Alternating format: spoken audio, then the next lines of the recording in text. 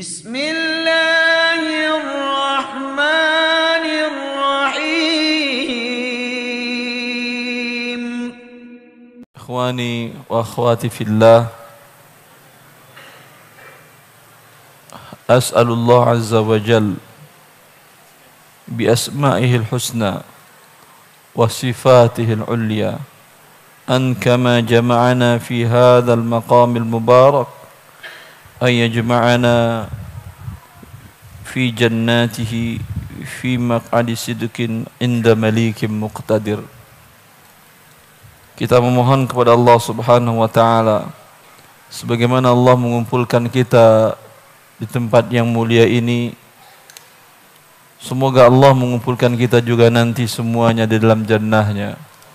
Fi maq'adi sidqin inda malikin muqtadir, di tempat dudukan di bawah arsy Allah Azza wa Jal, bawah Malik, raja di raja yang maha berkuasa atas segalanya. Ikhwani wa akhwati fillah, insyaallah kita akan membahas salah satu dosa besar yang sering dilakukan oleh kaum muslimin dalam keseharian mereka.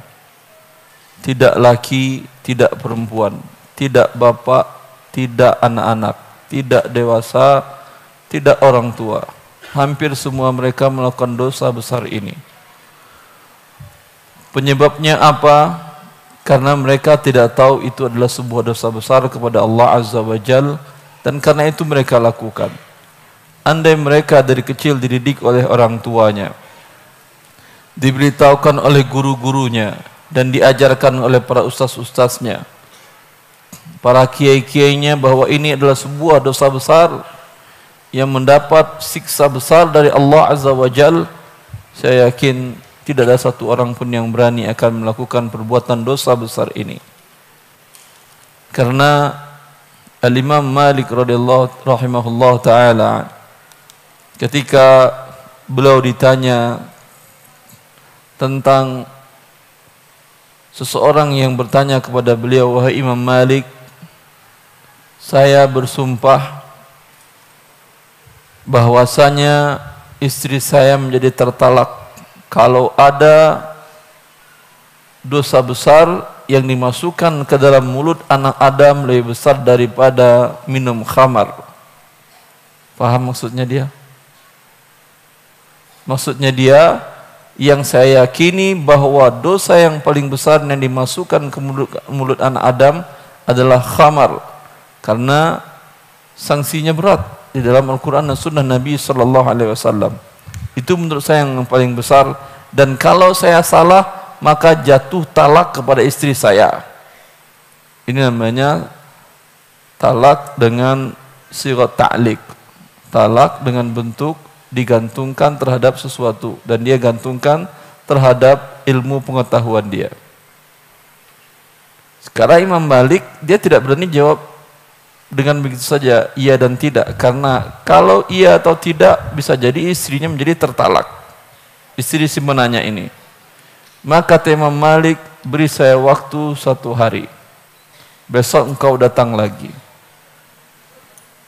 Semenjak itu Imam Malik memurajaah hafalan Qur'annya di awal sampai akhir, untuk mencari apakah ada dosa yang lebih besar daripada khamar yang dimasukkan oleh anak Adam ke dalam mulutnya dengan sengaja. Lalu orang itu keesokannya datang. Imam Malik mengatakan, saya belum temukan, silakan kau datang besok hari lagi. Sampai di hari yang ketiga, Imam Malik mengatakan, yang saya fahami dari Al-Quran dari awal sampai akhir, ada dosa lebih besar daripada khamar yang dimasukkan oleh anak Adam ke dalam mulutnya, yaitu riba. Dengan demikian maka istri Anda tertalak, jatuh talak 1. Ini pernyataan Imam Malik. Artinya dari seluruh Al-Quran yang dia baca dari awal sampai akhir, dosa yang paling besar yang dimasukkan oleh anak Adam ke dalam mulutnya, dalam rongga perutnya, tidak ada lebih besar daripada riba. Tidak ada lebih besar daripada riba.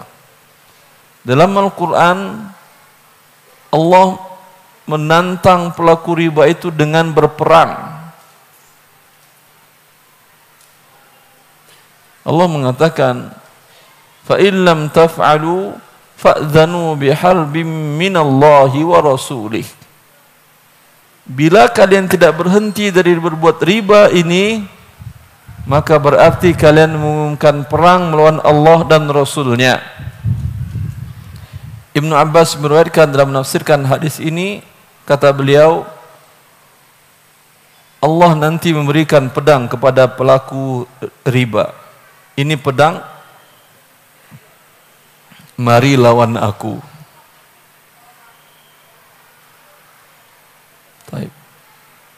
Terbayang oleh Anda doksanya ini melawan Allah adu pedang. Siapa di antara manusia yang paling besar postur tubuhnya? Siapa? Di antara antum yang hadir, siapa yang paling besar postur tubuhnya? Ada yang tinggi 3 meter? 2 meter, Masya Allah. 3 sampai? 3 pun kurang masih. Baru 3 meter aja udah kurang. Antum tahu tingginya Allah berapa? Yang akan Anda lawan itu tingginya berapa dia? Allah gambarkan bagaimana besarnya Allah. Maka kita setiap salat mengucapkan Allahu Akbar, mulai dari takbir, Allahu Akbar, Allahu Akbar.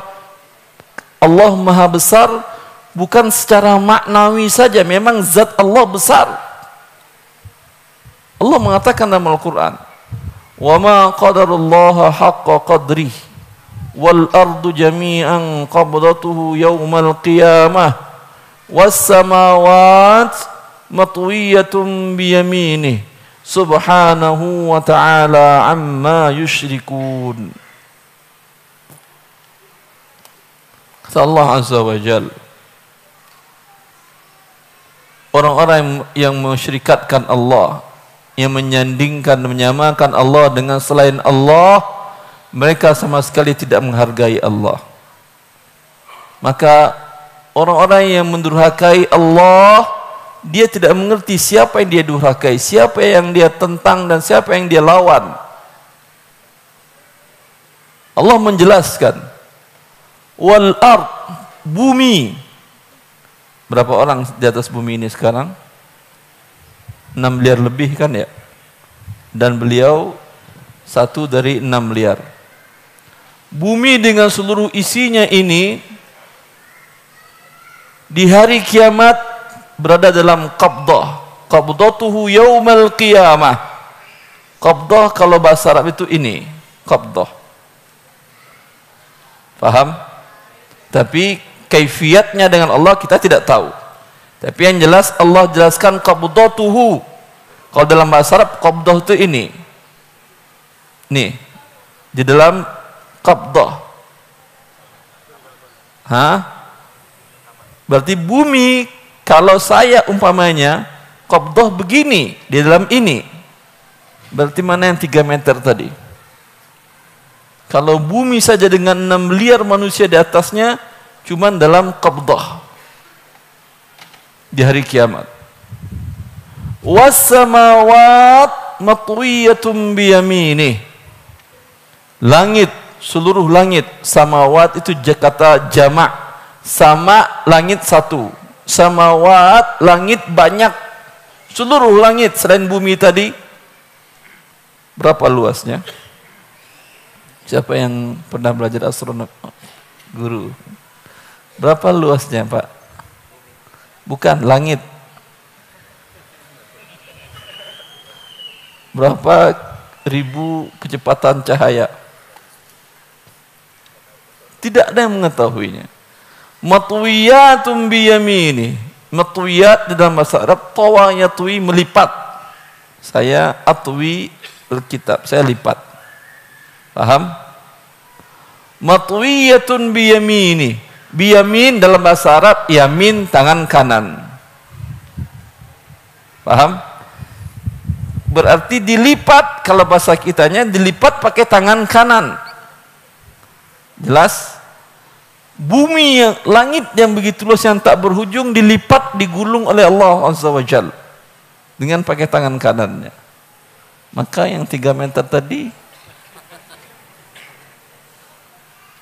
ini yang nanti dikasih pedang oleh Allah Azza wa Jal. Lawan aku, kata Allah. Ya.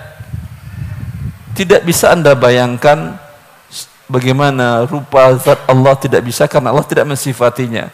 Tapi yang disifatkan oleh Allah cukup bagi kita bahwa menyatakan bahwa orang yang tidak kenal Allah ya tentu akan berani mendurhakai, melanggar perintah Allah.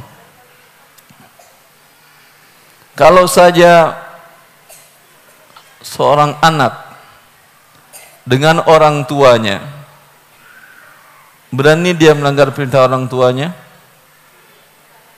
berani tapi dengan penuh ketakutan. Iya atau tidak? Padahal terkadang orang tuanya, anaknya yang durhaka tadi lebih tinggi dari orang tuanya. Iya atau tidak? Tapi masih takut dia dengan orang tuanya. Seorang bawahan dengan atasan di tempat pekerjaannya, berani dia melanggar ketentuan atasannya? Masuk jam 7 kata dia, kalau enggak, kalau kau terlambat, udah ambil sendal kamu, pergi pulang, enggak perlu datang-datang lagi. Berani dia terlambat? Hah? Tidak berani. Padahal rezekinya bukan karena atasan tersebut. Bahkan kalau diusir oleh atasannya tadi, sering kasus malah setelah itu jadi kaya raya dia. Ya atau tidak? Karena yang beri rezekinya adalah Allah Azza wa Jalla, bukan atasan. Tapi kenapa Anda begitu sangat takut kepada manusia tadi? Padahal dengan Allah, karena kita tidak mengerti kebesaran Allah Azza wa Jalla. Ya.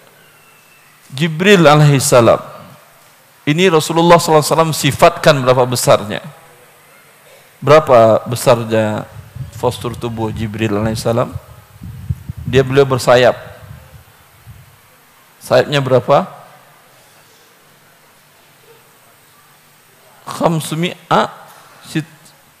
600 sayapnya.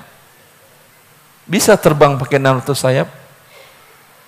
Terbayang atau tidak terbayang urusan Anda, yang jelas Nabi itu jelaskan.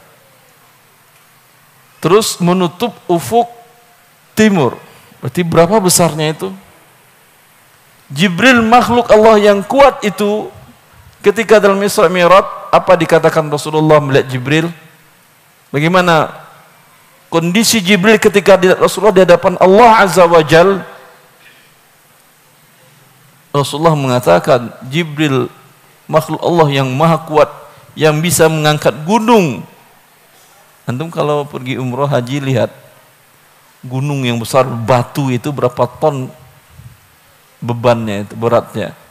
Itu Jibril cukup mengangkatkan dengan sekelepak sayapnya. Begitu besarnya. Tapi di hadapan Allah, kata Rasulullah SAW, kalau bukan kabar dari Rasulullah, kita tidak percaya ini. Tapi Rasulullah yang mengkabarkan semuanya kepada kita. Kal hilsil bali. Hils Bali itu bukan Bali situ, bukan. Hils Bali itu, hils itu pakaian, bagai pakaian lusuh. Pakaian lusuh itu tegang atau mudah jatuh. Begitu tubuh Jibril ketakutan di depan Allah Azza wa Jal. Karena dia mengerti dan tahu Allah Azza wa Jal. Kita tidak pernah mengerti akan tahu Allah Azza wa Jal, makanya Allah larang riba, tetap saja bikin riba. Ah, emang saya makan dari mana? Emang Ustadz bisa ngasih saya makan kalau saya nggak begini? Ya akhi, yang memberi makan saya, Anda dan semua makhluk ciptaannya yang 6 miliar ini lebih kurang, dengan semua makhluk lainnya sampai bakteri yang terkecil, Allah yang mengaturnya, bukan saya dan bukan Anda. Tidak ada manusia yang berrezeki kepada dirinya sendiri. Allah yang mengatakan nahnu narzuqukum wa iyyahum. Dalam ayat lain nahnu narzuquhum wa iyyakum.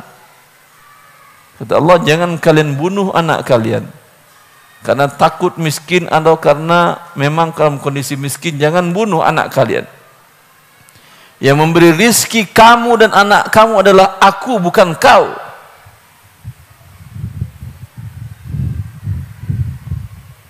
Dia bunuh karena miskin, kata satu lagi karena takut miskin. Jangan lakukan sama sekali. Kalau karena takut miskin, dia dalam kondisi kaya, khawatir nanti jatuh miskin, anak-anaknya dibunuh, dia tidak ikut makan harta dia. Kata Allah, jangan. Yang memberi rezeki kau dan anak-anakmu adalah aku, kata Allah. Yang satu lagi memang dia miskin, karena dia tidak punya apa-apa, daripada anak ini hidup dan makan harta dia, maka dia kurang kehidupannya. Kata Allah, tidak. Yang memberi rezeki engkau dan anak-anakku adalah aku, kata Allah Azza wa Jalla. Maka apa yang Anda takutkan dengan meninggalkan perbuatan riba tadi? Ya, ini sebagai prolog pengantar. Sudah 1/4 jam. Alhamdulillah. Selanjutnya tema kita riba zaman now. Baik. Riba mau zaman now, mau zaman jahiliyah nggak ada bedanya. Tidak percaya Anda?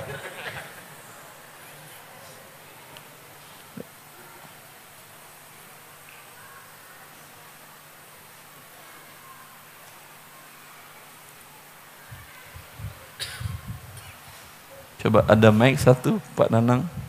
Tolong baca Pak Nanang, riba jahiliyah.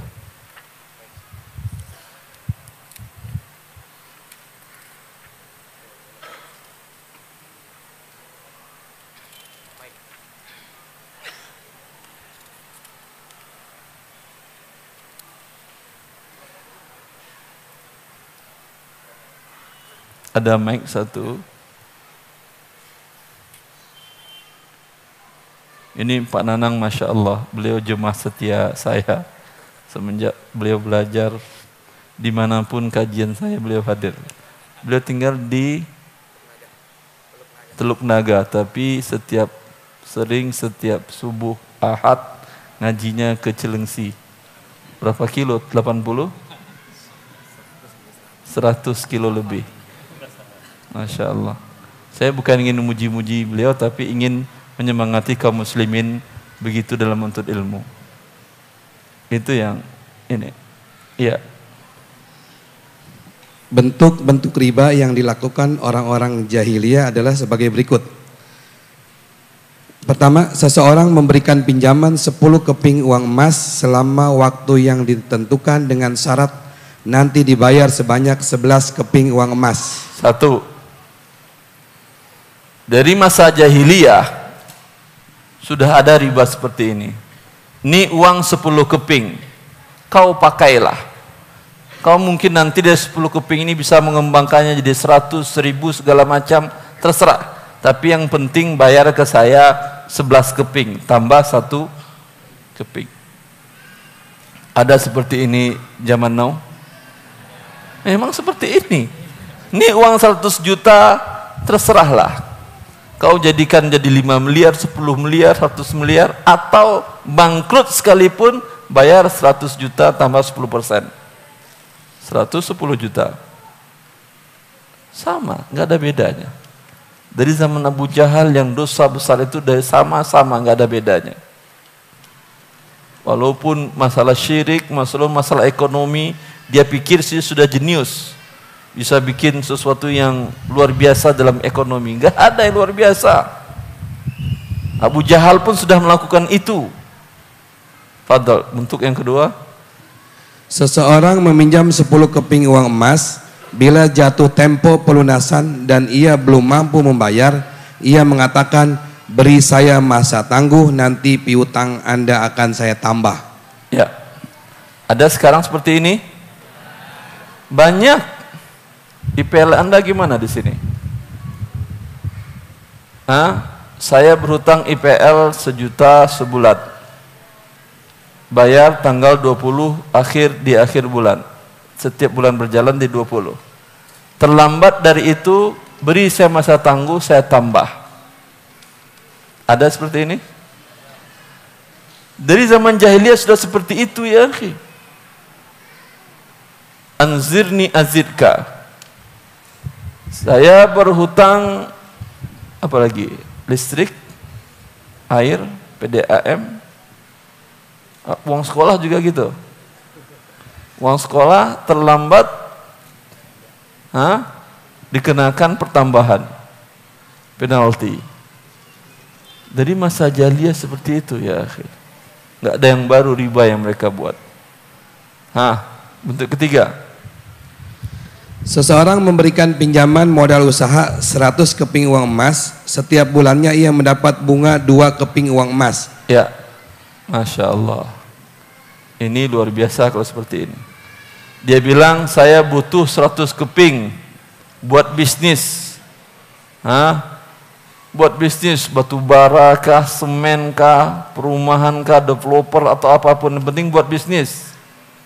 100 keping. Oh iya, karena saya bisnis, setiap bulan saya berikan Anda bagi hasil 2 keping. Nanti setelah waktunya berapa? Mamanya setahun, 100 keping Anda kembali penuh. Itu sudah ada di masa Abu Jahal. Sekarang ada ini? Bukan ada, marak ini ya, banyak. Maka seorang muslim yang tahu Allah mengharamkan riba dan tahu bahwa ini bentuk riba, dia akan pasti tidak terjerat investasi bodong seperti itu. Serahkan uang 10 juta, setiap bulan Anda dapat 500 ribu, nanti setelah 1 tahun uang 10 juta kembali penuh. Yang ikut di awal-awal iya dapat 1, 2, 3, 4 dapat. Yang sisanya siang uang, terima uang tadi pergi terbang. Kemana dia terbang? Wallahu alam. Yang jelas Anda rugi, hilang uang Anda, ditipu. Ya, kenapa bisa ditipu? Karena Anda tidak tahu bahwa itu haram dan riba. Tapi kalau dari awal Anda tahu itu adalah riba, Anda takut Allah Rabb kepada akan marah dan tidak meridaiku. Saya tidak akan ikut. Biasanya yang sering menawarkan investasi seperti ini, yang menyampaikan beritanya orang-orang dekat, ya atau tidak?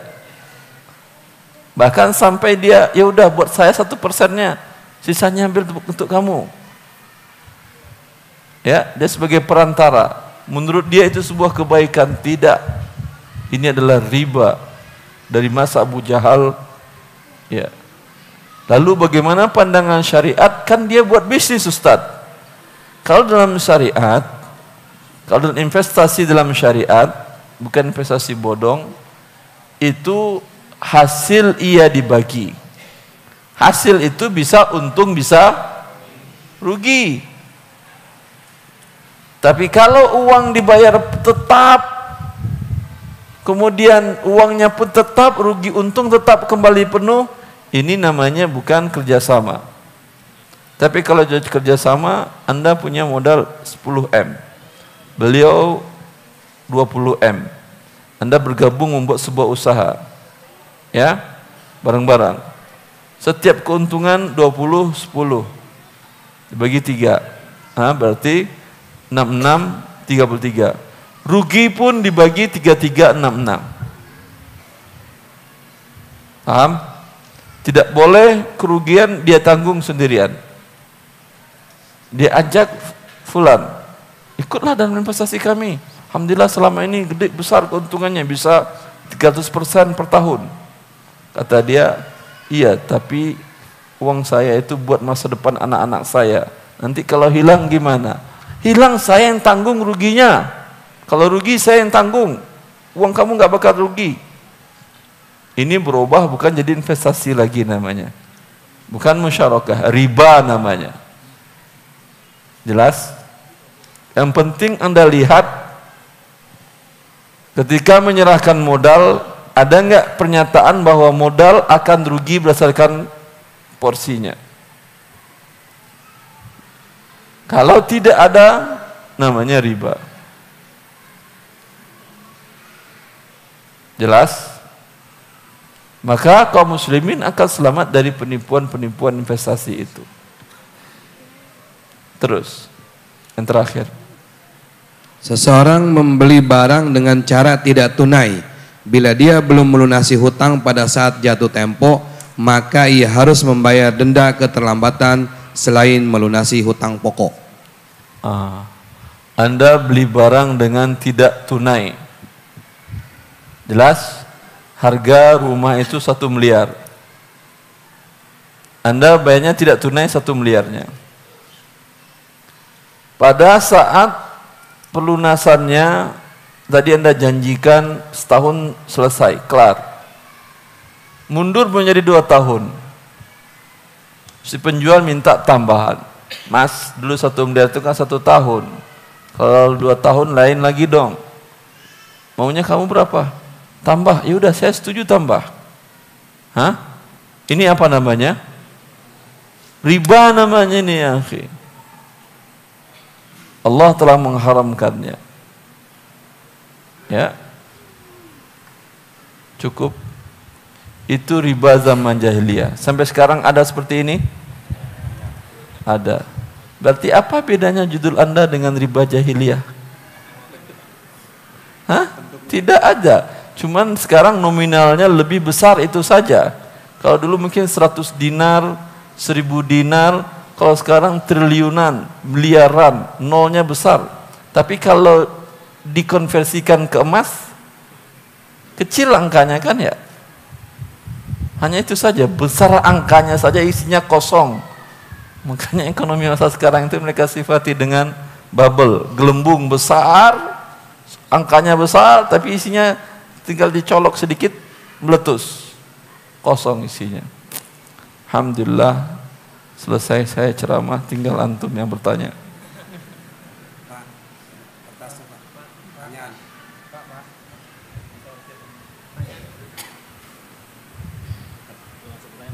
Boleh, Pak. Dibacakan atau terus bacakan? Dibacakan aja, mata saya harus. Baik. Mata lupa. Saya bacakan Sambil beberapa duduk pertanyaan aja, yang Pak. masuk ya. Sambil duduk ya, Ya, capek antum. Atau ambilin kursi satu. Assalamualaikum Ustadz. Assalamualaikum. Saya ingin bertanya apakah KPR rumah syariah diperbolehkan dalam Islam? Kemudian jika menggunakan bank syariah hanya digunakan untuk keperluan transaksi dan transaksi melebihi kartu kredit, apakah diperbolehkan? KPR apa namanya? KPR syariah. Apa yang dimaksud dengan KPR syariah ini? Mana yang bertanya? Ini anonim semua tuh pertanyaannya. Anonim. Baik. Kira-kira maksudnya apa yang KPR syariah? Saya bisa jelaskan. Siapa yang pernah melakukannya dengan bank syariah? Ngambil rumah atau Ngambil rumah. Kredit rumah dengan bank syariah. Caranya bagaimana? Yang dibeli, yang dikasih oleh bank syariah, uang atau rumah? Hah? Uang. Lah, tapi katanya mau beli rumah. Kok dikasih uang? Anda pernah beli beras dikasih oleh penjual beras, nih uang Pak, beli sendiri. Pernah? Beli gado-gado ke ibu, kata ibu, Mak, ini aja uang, beli sendiri nanti bayar berlebih. Pernah seperti itu? Enggak pernah, hanya di bank syariah yang ada jualan pakai uang yang dikasih oleh si penjual. Biasanya yang diinginkan penjual uang, kalau ini enggak. Malah penjual yang ngasih uang. Tapi jangan senang dulu Anda dapat uang. Anda dapat uang, kemudian Anda bayar sama atau lebih kurang atau berlebih? Berlebih pasti. Tukar uang dengan uang berlebih, itu namanya juga riba. Karena Rasulullah mensyaratkan tukar uang dengan uang harus sama dan tunai. Kata Rasulullah, "Adz-dzahabu bil-dzahabi wal fiddatu bil fiddati mislan bi mislin yadan bi yadin." tukar uang emas dengan uang emas, uang perak dengan uang perak harus sama dan tunai. Kalau bank ngasih Anda 1 miliar, kemudian Anda pakai buat beli rumah, kemudian Anda bayar lagi ke bank 1,2 miliar atau 1,5 miliar dalam waktu 5 tahun, ini bukan KPR syariah. Ini adalah pinjaman riba. Jelas? Ini riba yang pertamanya. Riba yang selanjutnya, tadi Anda, jadi bagaimana yang syariah Ustaz? Kalau yang syariah, Anda beli rumah tentu dikasih rumah. Anda datang ke bank syariah, Pak, saya mau beli rumah, KPR rumah. Ya udah, sebentar, saya carikan dulu rumah. Spek yang Anda inginkan seperti apa? Begini. Dia datang, hubungi pemilik dulu, dia beli dulu. Kan mau jualan dia kan ya? Kan jual beli, namanya bay', murabahah, jual beli. Setelah dapat, dipanggilnya Anda, Pak, saya sudah dapat rumahnya. Kalau Anda setuju, kita buat akad jual beli tidak tunai. Dengan cara murabahah, saya beli 1 M. Anda mau beli berapa dari saya dengan cara tidak tunai? Dia bilang, saya bayarnya 5 tahun. Ya kalau gitu, saya jual kepada Anda 1,5 M. Ini boleh, ini betul jualan. Jelas? Ini halal. Ini betul jual rumah dibayar dengan uang tidak tunai. Kalau yang pertama tadi tidak. Kalau bank syariah ngasih uang ke Anda, bilang ke dia, saya tidak mau. Ini bukan jualan rumah namanya. Anda jualan uang. Kalau jualan uang yang syariah, harus syaratnya 2. Tidak ada pertambahan dan tunai. Berarti apa gunanya lagi? Anda kasih 1 miliar, Anda beri lagi dia 1 miliar. Tapi Anda terima 1 miliar, Anda bayar ke dia 1,2, 1,3, 1,5, ini riba namanya. Riba nasi'ah. Jelas? Sama enggak dengan masa jahiliyah tadi? Pinjam uang 10 dinar, kembali 11 dinar. Rumahnya mana? Itu terserah Anda, nanti beli sendiri rumah oleh Anda. Saya wakilkan Anda untuk beli rumah. Maka ini tidak syariah. Kemudian yang syariah kedua, setelah dia beli, dibuat akad dengan Anda tidak tunai. Silakan bayar DP pada waktu akad. Dalam akad klausul perjanjian jual beli rumah dengan tidak tunai tadi, tidak ada klausa yang menyatakan kalau terlambat membayar angsuran dikenakan penalti. Walaupun pakai bahasa Arab, nggak merubah hukum. Karena Abu Jahal pasti pakai bahasa Arab ngomongnya. Tetap haram riba ya riba.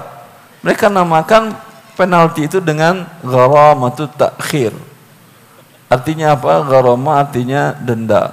Ta'khir terlambat. Sama kan penalti. Cuman pakai bahasa Arab. Tidak akan berubah hukum. Ya. Tadi kan ada dalam riba jahiliyah. Saya pinjamkan uang 100 dinar. Terlambat saya berikan pertambahan. Ada tadi di masa Abu Jahal? Ada. Beliau guru sejarah juga ini, kepala sekolah beliau Pak Nanang ini. Masya Allah. Ya, maka jangan tertipu. Bilang ke dia, wahai bank syariah, kami sangat senang adanya bank syariah di negara Islam terbesar. Tapi kami ngerti syariah, oleh itu kami buat akad dengan Anda beli rumah betul syariah. Bagaimana? Anda mau pengen gimana? Bilang ke dia, saya mau beli rumah.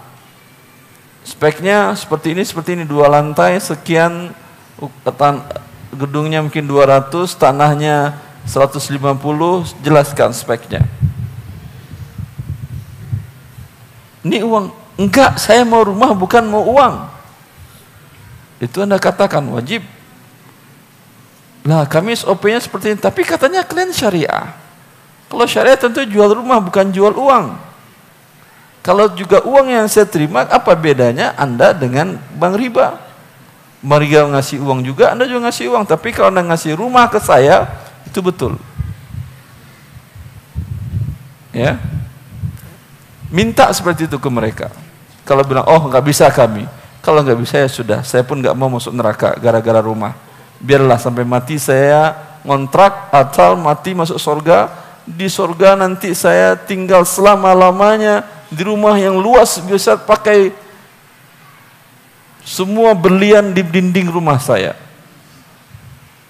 Itu yang dijanjikan oleh Allah. Dan tinggal selama-lamanya di sana. Di dunia dapat pun Anda rumah dengan harga 1 miliar tadi, tapi pakai riba, berapa lama hidup di dunia? 100 tahun? Tidak ada. Anggap 100 tahun. Tapi setelah itu selama-lamanya Anda di neraka. Orang yang punya logika, punya akal tidak akan berani bermaksiat kepada Allah dalam hal ini. Gara-gara 100 tahun di dunia enak, kemudian selama-lamanya dalam kehancuran. Rasulullah mensifati tentang bagaimana utia bi an'ami ahli dunia.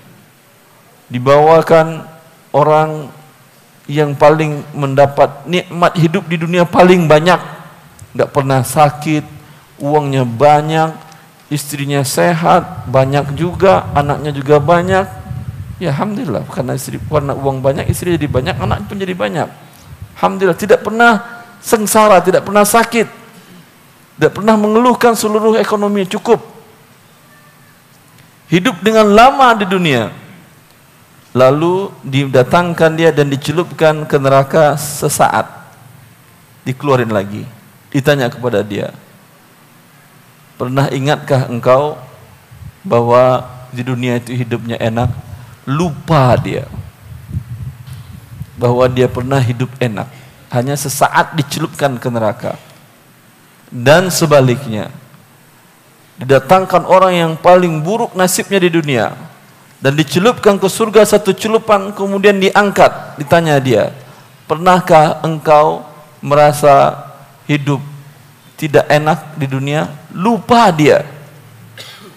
Maka orang yang jenius, orang yang pintar dan berakal tidak mau mengganti sesuatu yang abadi dan kekal dengan sesaat di dunia. Jelas?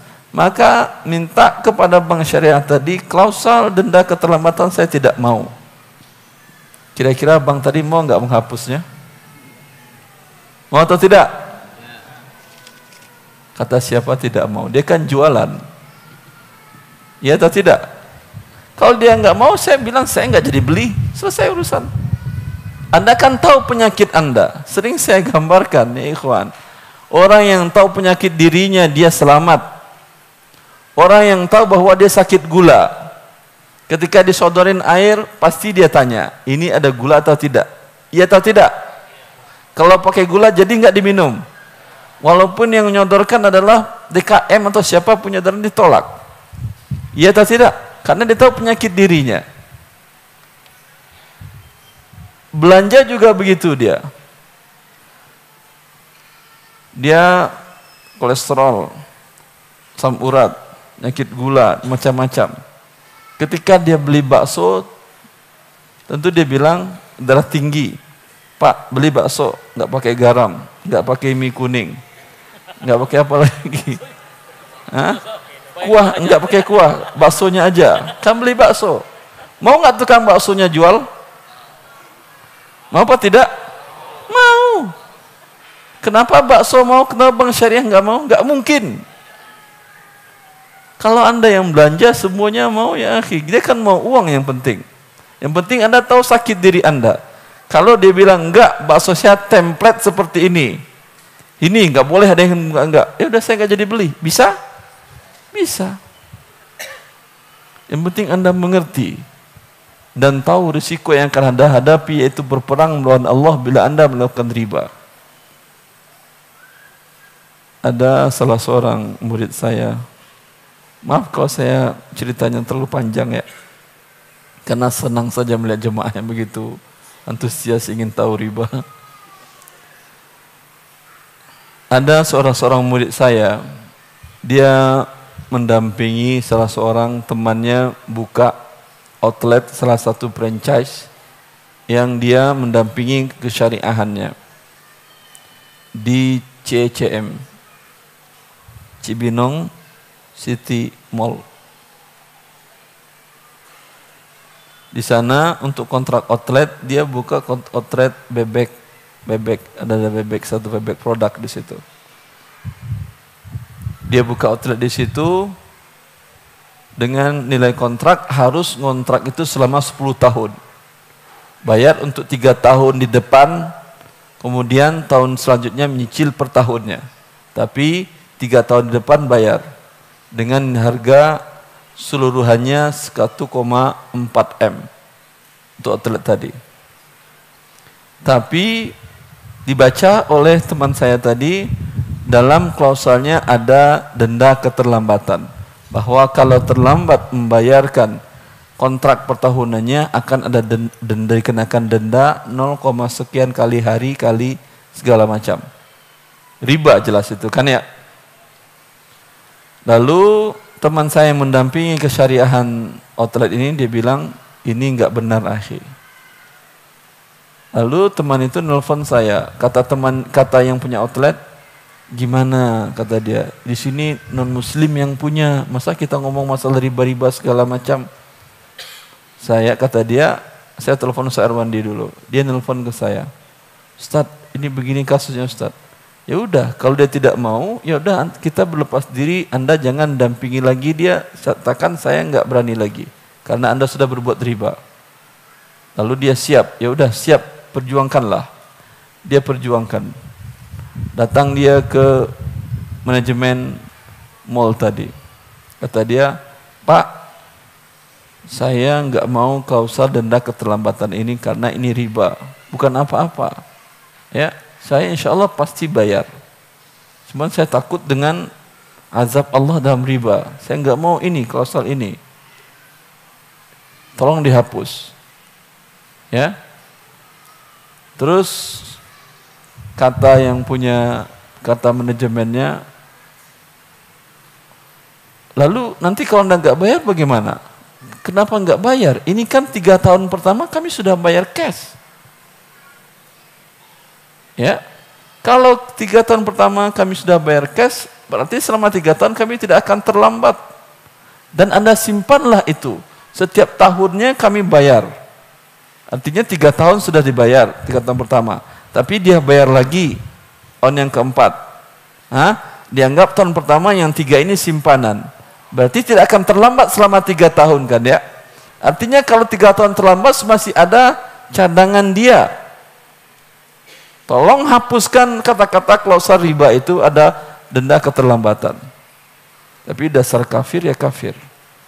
Non muslim dia bilang enggak bisa. Bisa dihilangkan. Lalu kata teman saya ini, mana dirut mall ini? Saya ingin bicara. Kata dia, ini nomor WA-nya. Di WA oleh teman saya minta tolong buang klausal ini karena mengandung unsur riba dan ini haram dalam agama kami. Ya. Kalau Anda tidak setuju, ya, maka kontrak 1,4 M saya batalkan. Kira-kira apa jawaban dirutnya? Ya udah Pak, setuju, buang aja kata dia. Daripada 1,4 M hilang, cuman ngerubah satu kata, udah buang aja Pak. Ada lagi Pak yang mau dibuang, kata dirut. Yang penting Anda ngerti penyakit Anda ya akhi.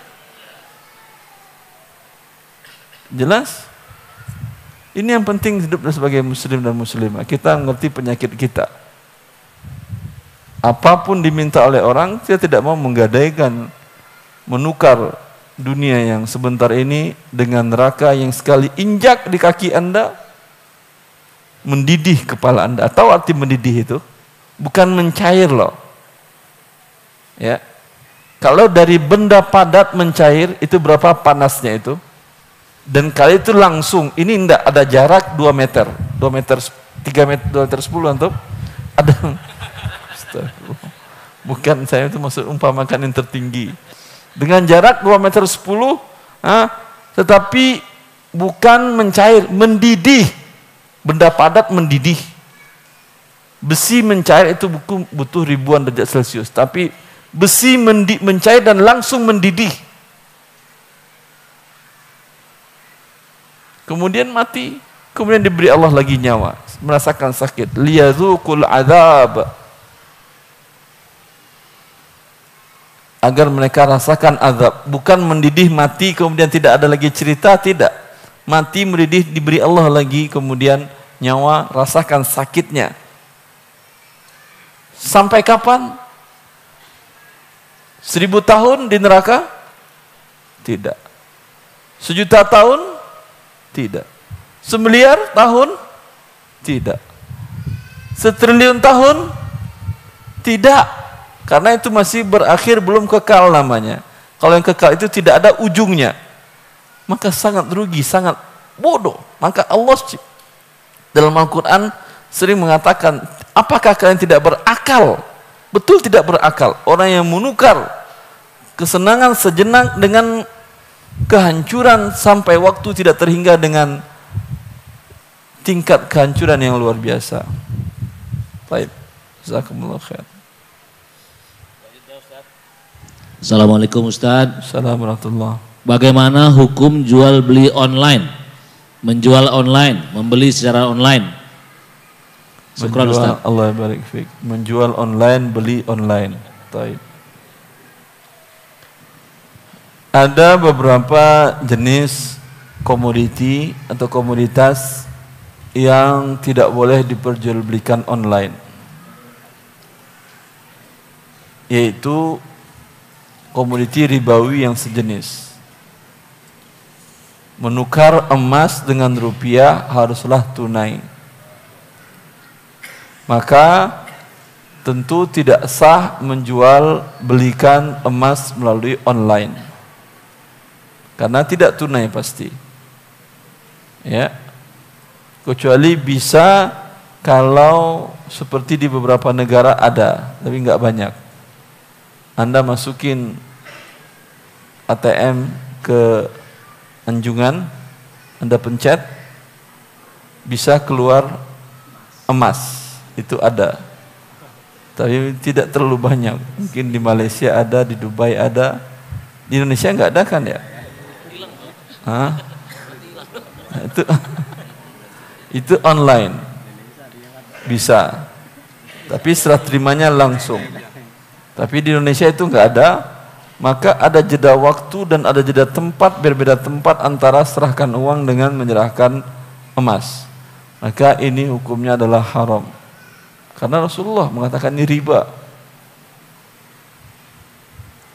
Baik. Selain itu, selain emas, boleh dijual belikan dengan cara online menurut pendapat yang terkuat dari pendapat para ulama kita. Mayoritas para ulama mengatakan boleh. Ya, dengan syarat barang telah dimiliki sebelumnya oleh penjual. Umumnya yang terjadi di online itu si penjual nggak memiliki barang. Ya. Walaupun juga ada di offline yang tidak memiliki barang, yang itu haram hukumnya, ya ikhwan. Anda dagang beras, yang ada stok di toko, ada di gudang Anda cuma 5 ton. Tapi ada orang mau beli, dia mau bagi-bagiin buat fakir miskin sekota Tangerang. Dia ingin beli 10 ton beras itu. Dia ingin beli dari Anda. Kira-kira Anda jual 10 ton atau 5 ton? Hah? 5, 10 nggak dijual. Ya, berarti Anda bukan pedagang juga. Kalau pedagang pasti dijualnya 10. Mau 100 ton pun dijual dia. Tapi bagaimana yang dilakukan oleh dia? Dia telepon supplier. Ya atau tidak? Ada 100 ton Pak? Ada. Saya bayar ya Pak. Cash, bayar cash. Kemudian langsung dijualnya ke orang di depannya. Belum dia serah terima. Ya. Maka ini barang belum dimiliki, sudah dijualnya, ini pun hukumnya haram dan riba. Karena hakikatnya adalah tukar uang dengan uang ini. Dibayarnya uang ke supplier, cash, diterima uang di sini berlebih karena beras masih di tangan supplier. Ya, tadi kan sudah kita katakan kalau tukar rupiah dengan rupiah harus sama dan tunai. Tadi emang tunai ditransfer via mobile banking atau net banking, tunai ditransfernya dan diterima sini pun tunai. Tapi pasti berbeda nominalnya. Terjadi riba fadl. Tapi kalau yang jualan ada barang dulu. Sama dengan bank syariah tadi juga. Ya. Itu di offline. Di online paling banyak ini terjadi, maka ini bagian dari perbuatan yang haram. Assalamualaikum Ustaz. Izin bertanya bagaimana hukum asuransi yang dari kantor Ustaz. Karyawan itu tidak membayar tapi merasakan manfaatnya, dibayarnya oleh kantor. Tidak dipotong dari gaji juga? Tidak. Alhamdulillah, bagus ini. Masih asuransi Ustaz. Ya. Bagi yang bekerja di perusahaan asuransi, lalu bagaimana dengan pendapatannya sebagai staf, sebagai marketing perusahaan-perusahaan asuransi? Apakah saya harus keluar? Ini beda, bukan masih asuransi. Kalau tadi dia bekerja di perusahaan yang halal, pekerjaan yang halal, dan pemerintah mewajibkan perusahaan itu harus mengasuransikan karyawannya, dan perusahaan ini memberikan asuransi kepada karyawannya tanpa dipotong dari gaji karyawan, berarti hibah dari perusahaan. Halal hukumnya kalau hibah. Jelas? Tetapi bagaimana bekerja di perusahaan asuransi? Asuransi itu semenjak kemunculannya pada tahun 1881 saya kalau tidak salah di negara kaum muslimin di Syam di waktu itu yang mereka namakan dengan Saukaroh, karena yang membuatnya pertamanya adalah asuransi laut yang dibuat oleh para pedagang Italia, Roma, di mana kaum muslimin beli barang dari Roma. Kemudian barang mereka kirimkan melalui kapal, selain mereka membayar uang sewa kapal, mereka juga bayar uang dalam jumlah sekian yang dinamakan saukaroh kepada salah seorang di negara kafir tadi, di Roma tadi. Dan perusahaan ini punya orangnya di negeri kaum muslimin di Syam, ya, di Dimash. Bila di tengah jalan, namanya Saukaroh, bila di tengah jalan kapalnya tenggelam, dan waktu itu risiko tenggelamnya kapal tinggi, maka perusahaan yang punya cabang tadi, cabangnya mengganti rugi seluruh barang perniagaan yang dibawa pedagang muslim tadi.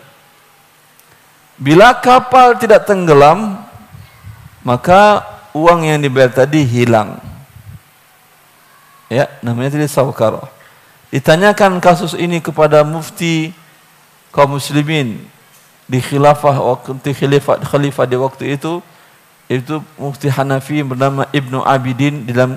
Beliau tuliskan dalam bukunya Raddul Muhtar, beliau mengatakan hadza ilzamu ma lam yaltazim. Ini mewajibkan orang untuk membayar yang tidak merupakan kewajiban dia untuk membayarnya.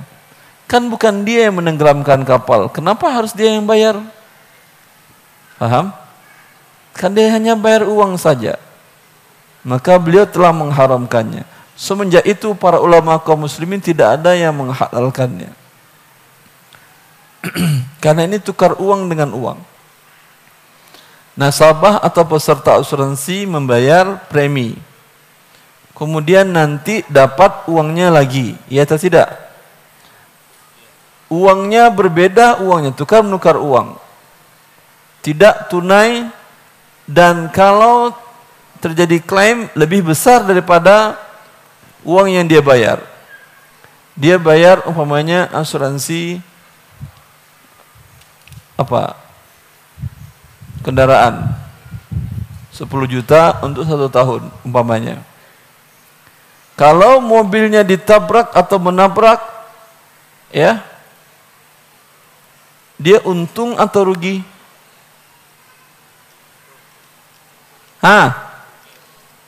Untung. Semoga mobilnya ditabrak oleh Allah SWT, biar dapat untung terus. Rugi mobil ditabrak. Rugi mobil ditabrak, untung asuransi. Kan begitu. Kalau mobil Anda tidak ditabrak-tabrak selama setahun, aman.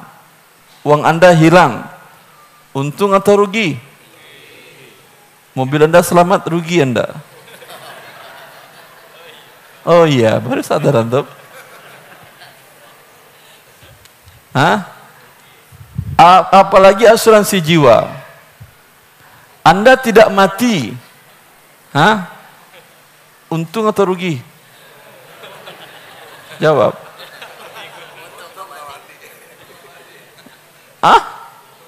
Rugi? Hilang uang Anda kan? Mati Anda, untung atau rugi? Yang untung istri Anda atau suami Anda. Dapat uang tadi, kawin lagi dia. Maka jangan ikut yang haram ya akhi. Secara logikanya enggak benar. Dia memang adalah judi. Karena itu diharamkan oleh para ulama. Tapi ada beberapa jenis asuransi yang memang tujuannya bukan judi, tapi untuk meringankan risiko. Ya. Wallahu ta'ala alam. Maka jangan bekerja di asuransi tadi. Mau bagian apapun saja enggak boleh. Ya, silakan Bapak. Assalamualaikum Ustaz. Lalu bagaimana dengan hukum BPJS Ustaz dengan adanya denda? Saya sudah 3 kali memanfaatkan BPJS tersebut. Apakah saya berdosa? Bolehkah saya melanjutkan pembayarannya? BPJS Badan Pengelola Jaminan Sosial, ada yang kesehatan, ada yang ketenagakerjaan. Yang untuk kesehatan ini asuransi juga bentuknya. Anda bayar, ya, tapi berbeda dengan asuransi yang tadi. Kalau yang tadi Anda bayar, tidak sakit Anda rugi. Kalau ini tidak, nggak sakit Anda pun untung. Kenapa untung? Karena uang Anda dipakai oleh fakir miskin yang nggak bayar. Dia bayar atau tidak fakir miskin? Nggak bayar. Jadi nggak sakit Anda, jangan iri. Dapat fakir miskin, dapat biaya pengobatan ratusan juta gratis dia. Maka saya sering menganjurkan kepada kaum muslimin yang mengurus zakat, yang mengurus donasi, ya, tolong kaum duafa di sekitar Anda uruskan BPJS-nya. Ketika mereka sakit, ya, Anda tidak perlu memberikan donasi, tinggal membawanya ke rumah sakit dan dia dapat pelayanan penuh sampai ratusan juta pun gratis. Tapi para duafa dan fakir miskin itu kadang KTP pun mereka nggak punya, kakak pun nggak tahu dia cara ngurusnya. Maka Anda yang tolong nguruskan. Jangan nanti ketika sakit baru Anda uruskan, dia kan nggak langsung aktif kan ya. Jadi repot. Mumpung sekarang uruskan gratis. Dia tanpa bayar premi, tanpa bayar keikutsertaan dan gratis. Dan itu yang pernah saya katakan ketika saya diminta Kompas TV diskusi dengan pihak Dewan Syariah Nasional yang mereka ingin membuat BPJS syariah. Saya katakan BPJS yang ada ini lebih syariah daripada asuransi syariah. Asuransi syariah, ada nggak pesertanya yang miskin gratis? Ada atau tidak? Tidak ada. Ini yang fakir miskin dan duafa gratis dan dapat pelayanan berapapun jutanya. Ya atau tidak? Lebih baik, lebih syariah dari yang syariah. Maka jangan dibuat-buat lagi isu untuk membuat BPJS syariah segala macam. Yang ini udah syariah. Tinggal lagi, ya, denda keterlambatannya dibuang. Dulu, alhamdulillah, sempat hilang denda keterlambatannya.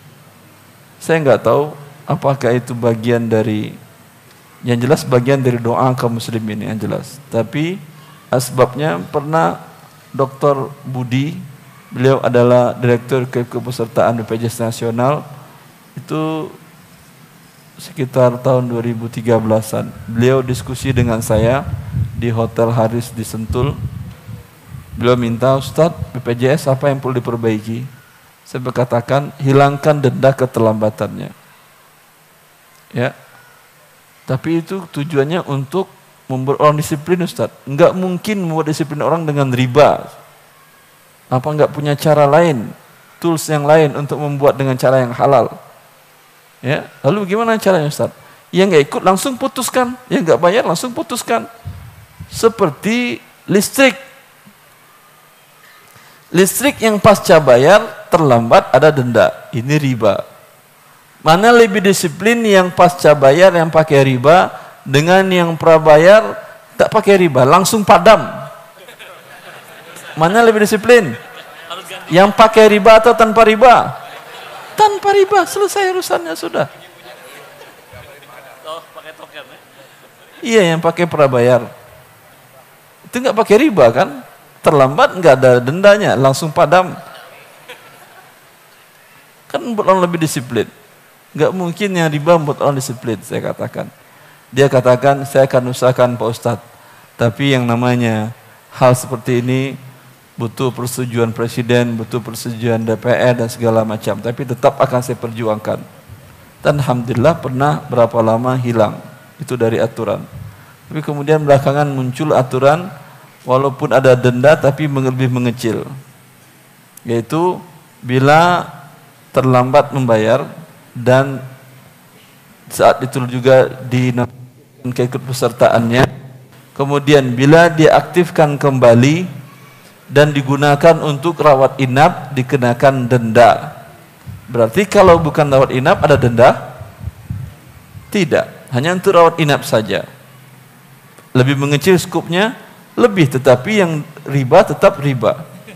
Walaupun 0,0001 riba tetap riba. Ya, tinggal sekarang Anda yang minta ke BPJS, buang riba itu, selesai, kami jadi ikut serta semuanya, udah. Allah barik fikum. Berbeda, kemungkinan Anda ada yang pejabat, ada yang walaupun bukan pejabat, tapi tetangga pejabat yang mendatanganin riba tadi, bilang ke dia. Atau mungkin teman dekat dari yang mendatanganin akad riba tadi, bilang ke dia, Pak, buang ribanya, Pak. Anda tidak tahu, mungkin gara-gara itu Anda menyelamatkan ratusan juta umat Indonesia ini dari perbuatan riba. Tetapi qadarallahu ma syaa fa'al, sampai sekarang boleh digunakan BPJS tadi. Tapi bagi siapa? Bagi fakir miskin. Karena bagi mereka tidak ada riba. Karena mereka nggak bayar. Kalau nggak bayar mungkin nggak terlambat. Tidak ada denda keterlambatan kan ya? Alhamdulillah bagi mereka halal. Jelas? Bagi kita peserta yang dibayarkan oleh perusahaan juga tadi sudah dijelaskan hukumnya. Boleh, nggak ada masalah. Tapi yang dipotong dari gajinya atau peserta BPJS mandiri, ya, yang mandiri ini sebaiknya kalau yang mandiri jangan ikut dulu, karena masih ada denda tadi. Kecuali Anda dalam kondisi berat. Apa kondisi berat tadi? Perkiraan biaya rumah sakit 100 juta, Anda tidak mampu. Pun kalau mampu harus jual rumah, jual motor, dan itu susah hidup Anda setelah itu. Berarti Anda statusnya fakir miskin. Ya udah, ambil saja ya yang berbayar, karena miskin pun nggak bisa, karena nggak mungkin Anda terbitkan surat KTM, punya rumah, punya mobil, punya motor. Tapi untuk membayar tadi Anda nggak mampu. Berarti statusnya Anda pun nggak mampu. Maka ambil dan gunakan asuransi tadi, BPJS tadi. Jelas? Siapa lagi sekarang? Yang mandiri jangan dulu, tapi yang sudah ikut jangan hentikan, karena kalau Anda hentikan langsung kena riba. Teruskan aja. Karena 2019 semua warga negara Indonesia akan diwajibkan, ketika itu tidak ada dosa lagi bagi kita berpindah kepada yang mewajibkan. Jelas? Kenapa mereka wajibkan? Nggak mungkin kita bisa mengurus sesuatu yang berhubungan dengan negara, KK nggak akan keluar, KTP nggak akan keluar, SIM nggak akan keluar kalau tidak ada keikutpesertaan BPJS tadi. Maka kan darurat namanya. Darurat kita sudah nggak berdosa, alhamdulillah. Allah barik fiik. Selanjutnya Ustaz, Assalamualaikum. Assalamualaikum. Saya menabung di salah satu bank. Lalu ada simpanan yang disebut dengan dana pensiun. Setiap bulan simpan uang berapa saja terserah. Menurut orang bank ini simpanan adalah bagi untung usaha. Apakah keuntungan atau kelebihan dari simpanan saya itu termasuk riba? Bagi untung usaha nggak ada masalah. Tapi kalau usahanya rugi, dibaginya atau tidak? Kalau tidak namanya tadi apa? Riba. Jangan terima. Tapi kalau dia bilang bagi untung dan rugi, itu baru betul. Tapi Anda berani nggak? Harus berani ya, akhi. Anda pengen untung tapi nggak mau rugi, itu tukang riba namanya. Tapi kalau pengen halal, siap untung, ketika rugi pun siap, tapi rugi yang sifatnya profesional.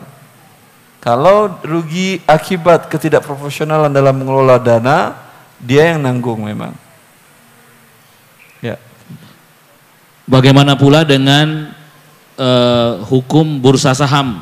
Apakah itu halal atau riba Ustadz? Karena di bursa saham itu untung dan rugi ditanggung bersama. Taib. Bursa saham apakah halal karena untung dan rugi tanggung bersama? Taib. Kita lihat di bursa saham tadi. Bursa saham maksudnya Anda mau beli saham atau mau kerja di bursa? Jual beli saham. Jual beli saham saja. Taib. Syarat saham yang boleh Anda beli, pertama, perusahaan tersebut bergerak dalam kegiatan yang halal, tidak dengan cara riba, artinya bukan bank riba, bukan juga jual beli khamar, bukan juga jual beli babi dan komoditas-komoditas yang haram. Kalau ini masih ada perusahaan yang halal. Kalau seperti ini banyak. Telekomunikasi, jasa halal. Ya, developer jual beli rumah halal. Ini satu persyaratan baru. Ini masih banyak perusahaan seperti ini. Syarat yang kedua, perusahaan yang boleh Anda beli sahamnya tadi tidak ada pinjaman ribanya. Ada perusahaan yang tidak ada pinjaman ribanya?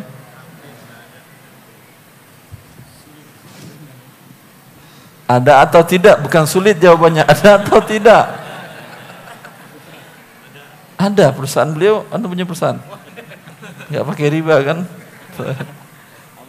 Tapi kan nggak masuk bursa bulan itu.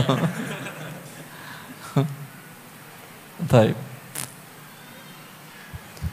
Berbeda kalau Anda jadi karyawan di perusahaan itu. Saya sering ditanyakan, Ustaz, saya bekerja di bidang IT, di bidang ini yang halal, di perusahaan yang bergerak di bidang yang halal. Tapi perusahaan saya tahu ada pinjaman ribanya ke bank A, B, C. Apakah halal saya bekerja di perusahaan itu, Ustaz? Ya.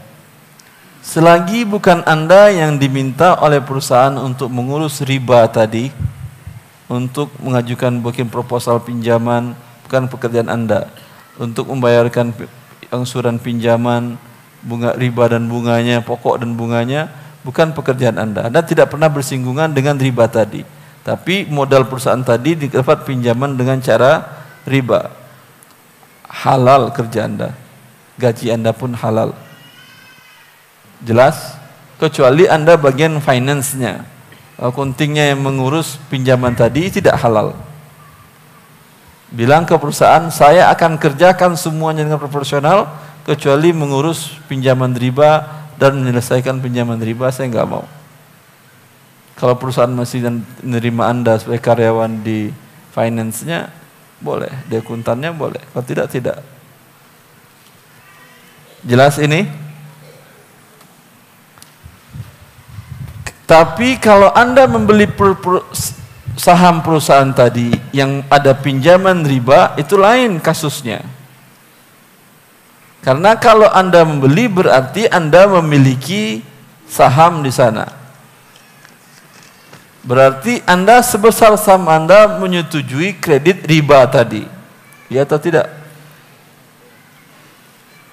Ini syarat yang kedua halal, agar halal. Ada perusahaan seperti ini, mungkin ada satu atau dua. Syarat yang ketiga, ini berbeda dengan syarat yang dikeluarkan. Yang kedua tadi berbeda dengan DSN ya.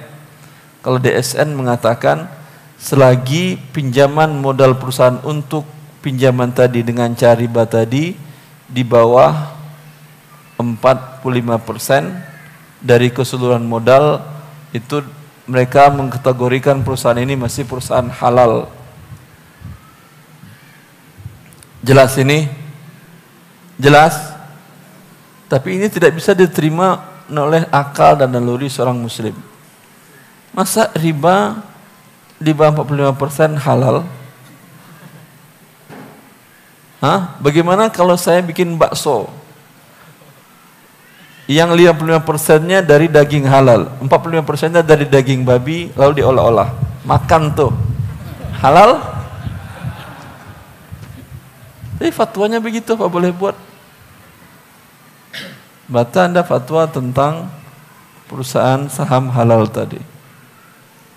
Kalau fatwa dari ulama internasional mengatakan tidak boleh walaupun pinjaman riba tadi ada sedikit. Dan bahkan walaupun tidak ada pinjaman riba, tapi ada dalam akta pendirian perusahaan klausa yang berbunyi dalam permodalan bahwa perusahaan dibolehkan ketika membutuhkan modal, ketika kekurangan modal dibolehkan untuk mengajukan kredit dalam bentuk kredit ke bank konvensional. Berarti dibolehkan dia minjam dengan riba walaupun realnya tidak sedang nol pinjaman ribanya dalam pembukuannya, tapi ada klausa ini tidak boleh Anda beli saham perusahaannya karena Anda menjadi pemilik. Allah mengharamkan riba, dengan klausal ini Anda berarti Anda setuju riba. Kan bangkang namanya itu, ya atau tidak? Hah? Ingat yang Anda lawan ini siapa? Allah yang telah kita jelaskan di awal tadi. Cukup saham tadi, masih boleh kerja di saham tadi? Beli saham masih boleh berarti? Ya udah, keluar, ngapain saham yang Anda beli? Lihat perusahaan teman Anda, saudara Anda, kerabat, teman dekat, tetangga yang Anda tahu, Masya Allah perkembangannya bagus, tawarkan ke dia. Daripada Anda taruh uang di bawah kasur, ya, tawarkan ke dia, saya ada 5 miliar. Selama ini dia tidur di atas 5 miliar. Saya ada 5 miliar, ya, perusahaan kamu bagus, saya ingin tambahkan modalnya 5 miliar. Untung sama untung kita, rugi sama rugi kita. Ini saham atau tidak namanya? Saham juga. Ya, Anda yakin dengan teman ini, dengan dari kecil dia orangnya jujur, nggak pernah bohong. Insya Allah nggak macam-macam dengan uang Anda. Alhamdulillah, teman terbantu dapat tambahan modal 5 miliar, uang Anda pun berputar. Berputar itu artinya naik turun kan. Terkadang rugi, terkadang naik, terkadang untung, terkadang turun. Itu yang saya berputar. Wallahu ta'ala alam. Terus. Ustadz, saya sudah berusaha untuk melunasin hutang dan riba saya. Masya Allah. Tapi tidak pernah ketemu jalannya. Selalu ada hutang terus dan riba, hutang dan hutang lagi. Saya sudah berusaha, tapi saya takut sekali kalau Allah murka kepada saya karena saya terus masuk ke dalam riba dan terus berhutang. Mohon solusinya Ustadz.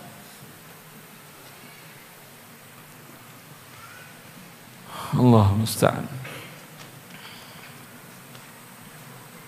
Pintu taubat masih terus terbuka sampai matahari terbit dari barat. Ya. Atau sampai nyawa Anda dicabut oleh malaikat. Sekarang alhamdulillah matahari masih dari timur.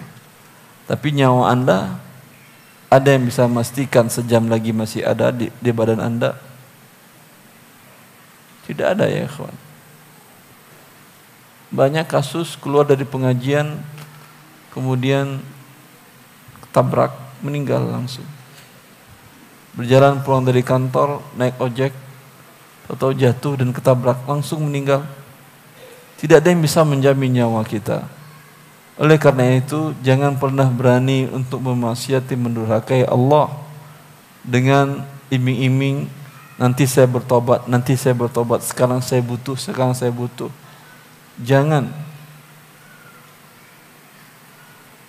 Karena Allah mensyaratkan para orang-orang yang bertobat tadi, walam yusirru ala ma fa'alu wa hum ya'lamun. Mereka tidak terus menerus dalam perbuatan dosa tadi dan mereka tahu itu adalah dosa. Dan jangan katakan pintu terhambat. Itu yang nutup pintunya Anda. Allah pernah menutup pintu rezekinya kepada hambanya? Tidak. Kecuali ketika hamba itu dinyatakan oleh Allah wafat, ia berakhir.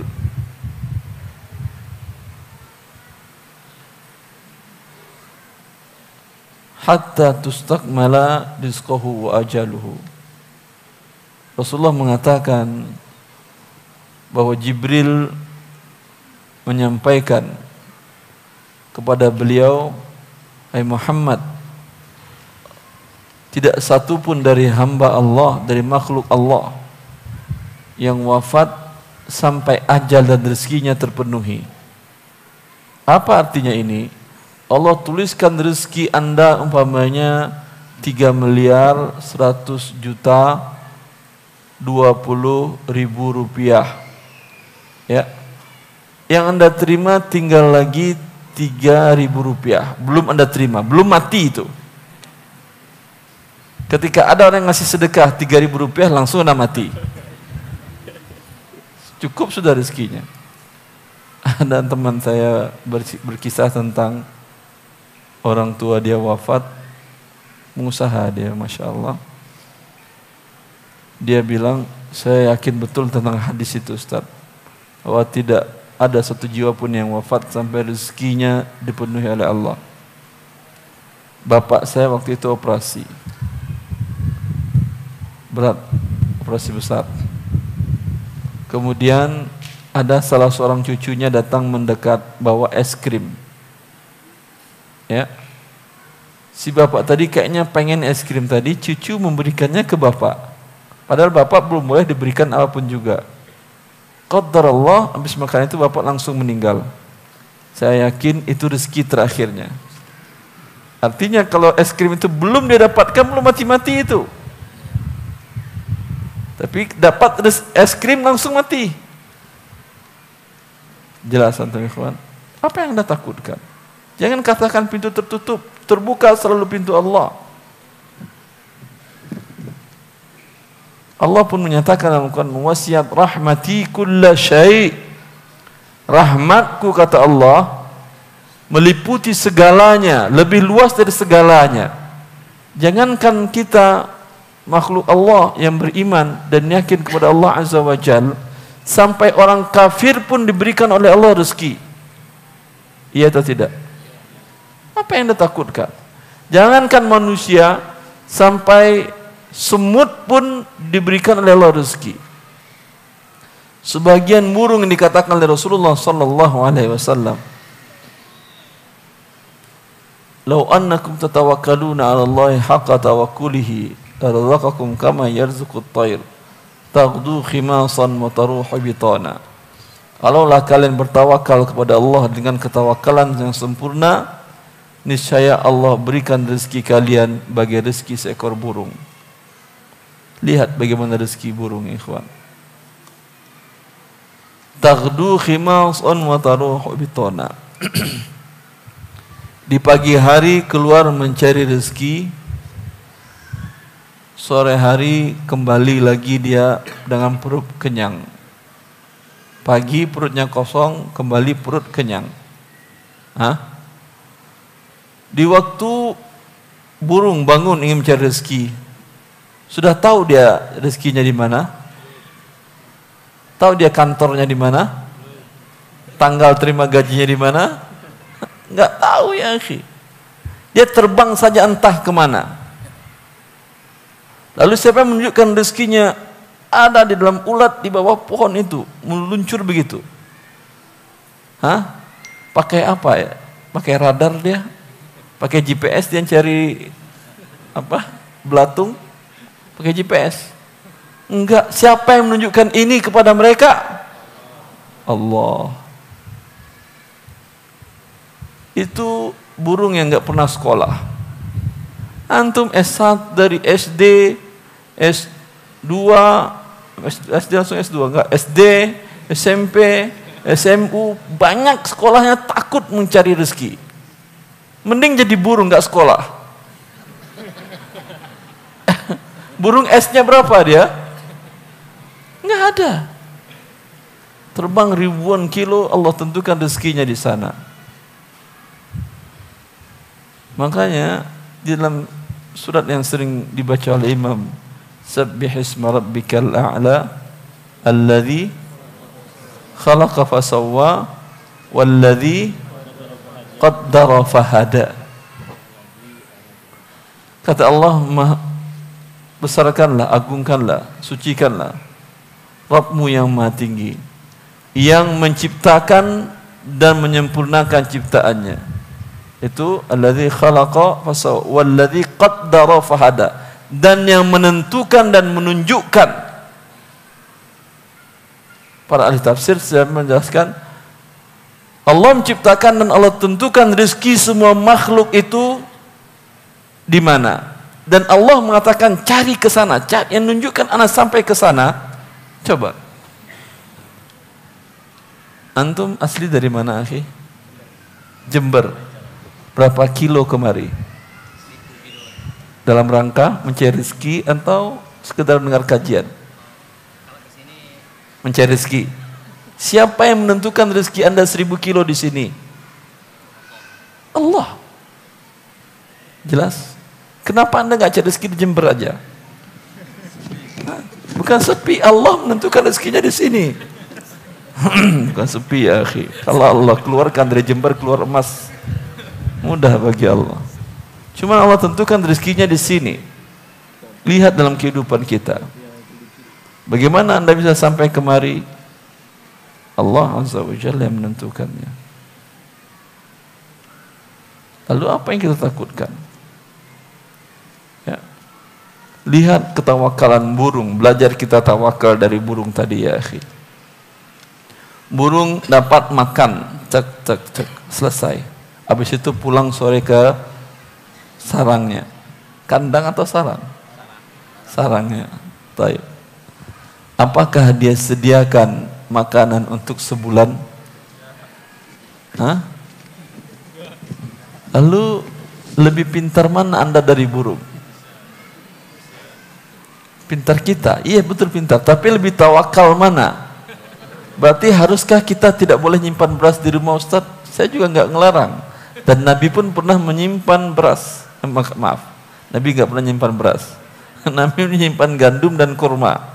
Pernah menyimpan kurma untuk satu musim kurma dalam jumlah yang besar. Ketika kurma dari Khaybar beliau dapatkan. Secara syar'i boleh, nggak ada masalah, asal tidak berlebih-lebihan dalam hal ini. Tetapi burung lihat ketawakalannya. Ya, tawakal yakin Allah akan memberinya rezeki untuk besok harinya. Tidur dengan cara aman, nggak berpikir dia besok saya terbang kemana ya, di mana yang lebih mantap ya. Coba lihat dulu di Google di mana. Enggak. Dia terbang kadang ratusan kilo. Apalagi tuyul muhajirah, yaitu burung antar benua. Yang dari benua utara ke selatan, selatan ke utara ketika musim dingin dan panas. Siapa yang ngajarin mereka seperti ini? Enggak pernah sekolah mereka ya, akhi. Baik. Allah Azza wa Jalla. Lalu kenapa Anda takut? Padahal Anda sudah diberikan oleh Allah akal untuk bisa mencari rezeki tadi. Allah barik fikum. Terus Pak. Ustadz, ini ada beberapa pertanyaan yang saya rangkum, Tad. Tafadhal. Supaya sekaligus. Masya Allah. Ustadz sekarang berkembang jasa penjualan makanan dengan GoFood. Nah, di satu pihak kami merasa bahwa ini menguntungkan karena tidak harus punya gerai dan langsung dikirim. Tapi setelah saya hitung-hitung, totalnya ada pajak sebesar 15%, lalu dijumlahkan lagi ada pajak lagi yang totalnya itu 10% dari total pajak per item yang kita jual. Satu sisi saya untung karena lebih cepat menjualnya, tapi tetap saja ada pajak di dalamnya. Ini bagaimana Ustadz? GoSend, GoPay, GoFood, dan lain-lain. Anda sebagai siapanya? Penjualnya atau drivernya atau pembeli? Penjual. Yang punya gerai GoFood. Berarti kata dia saya rugi juga ujung-ujungnya. Karena ada pajaknya. Pajak bukan urusan saya. Pajak itu yang menerapkannya adalah negara. Ya, kalau Anda tidak ingin pajak tentu nggak bisa jualan. Ya, Anda tidak berdosa karena Anda pihak yang dizolimi. Tapi yang berdosa adalah pihak yang menzolimi Anda. Maka lihatlah usaha Anda tadi. Kalau pajaknya lebih banyak, kapan Anda dapat untungnya? Jelas? Lebih baik Anda jualan kecil-kecilan yang nggak ada pajak. Jelas? Taib. Untungnya jelas halal untuk Anda. Ustadz, saya punya usaha jual beli mobil. Sebenarnya saya sudah ingin terhindar dari riba dengan menjual tunai dan tidak pakai leasing. Tunai tidak pakai leasing, Ya. ada yang beli? Tapi ada yang beli, Tad. Ada. Yang beli pakai leasing sendiri. Ah, maksudnya gimana? Nah, dia pakai leasing orang lain, saya tetap terima tunai. Gitu. Saya kena riba nggak, Tad? Tidak, asal jangan Anda bantu sama sekali urusan leasing dia.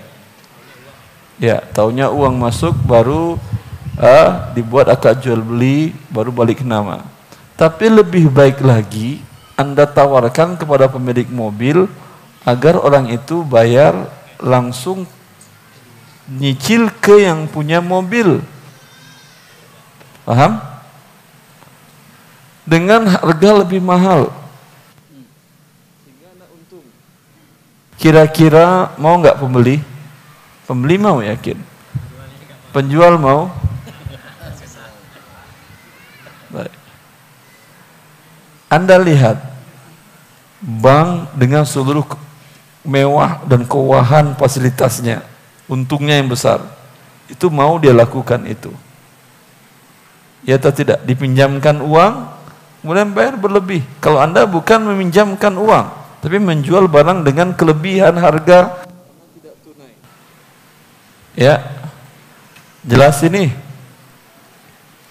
Ada yang mau dan banyak yang mau. Saya ada 2 kasus yang saya alami. Yang satu malah non-muslim. Ada salah seorang jamaah nelpon ke saya, Ustadz, saya ingin beli ruko, Ustadz. Ruko itu milik non-muslim. Dia menawarkan harga rukonya 2M, Ustadz. Saya sudah mengajukan pembiayaan ke salah satu bank syariah, tapi sampai sekarang belum keluar-keluar. Rukonya keburu dibeli orang. Ada rekomendasi Ustaz keluar. Maka kemudian saya katakan, tunjukkan Anda dengan skema bank syariah. Tapi saya tunjukkan Anda skema seperti ini. Bagaimana Ustaz? Dengan bank syariah Anda sudah dapat angkanya berapa nanti yang harus Anda bayar dari pembayaran tadi. Sudah jelas Ustaz. Harga dari 2M tadi saya harus bayar nyicil ke dia 2,7. Berarti beda 700 juta. Saya katakan sudah selesai. Datang Anda ke yang punya ruko, bilang ke dia, Pak, saya beli ruko Anda dengan nyicil tapi bukan 2M. 2,7M. Mau enggak? Mau.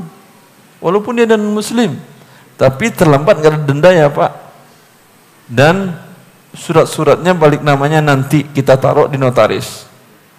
Kalau lunas baru balik nama. Ya. Yang non muslim tadi mau. Kenapa tidak mau? Bank saja dengan biaya operasional yang mahal mau terima itu. Masa yang orang fikir nggak mau? Mau dia, dan bahkan nego dengan pihak tadi, akhirnya dia ngasih potongan 150 juta. Berarti 2,7 menjadi 2,5,5. Ya, lalu dia bilang, Ustaz, alhamdulillah Ustaz, dia mau. Dan dia pun memberikan potongan 150 juta. Ini saya anggap laba Ustaz. Laba ini saya mau bagi 2 dengan Ustaz. Mohon nomor rekening Ustaz, saya akan kirimkan sekarang. Saya bilang, alhamdulillah Anda bisa membuat akad yang halal ya tanpa harus pakai bank. Ya. Masalah hadiah Anda laba tadi, insya Allah saya terima setelah hutangmu lunas. Kau masih ada hutang 2,5,5, masih mau ngasih laba ke orang. Malah laba dari mana? Hutang masih 2,5 M. Nanti kalau sudah lunas saya kirimkan, beritahu saya. Tapi alhamdulillah sampai sekarang belum beritahu, mungkin berarti belum lunas. Jelas ya ikhwan? Yang non muslim aja mau, masa Anda tidak mau? Jelas tadi jual. Ada kasus yang lain, pejabat senior di Kementerian Keuangan, dia jual rumahnya 3,5 M di daerah Bekasi, daerah elit di Bekasi. Yang beli tidak mau pakai bank, dia pun senang. Tidak pakai bank, dengan cara cicilan. Lalu mereka buat akadnya, pihak notarisnya bingung. Nggak ada selama ini, nanti gimana kalau dia nggak bayar Bapak, rumah Bapak bagaimana? Kata notaris.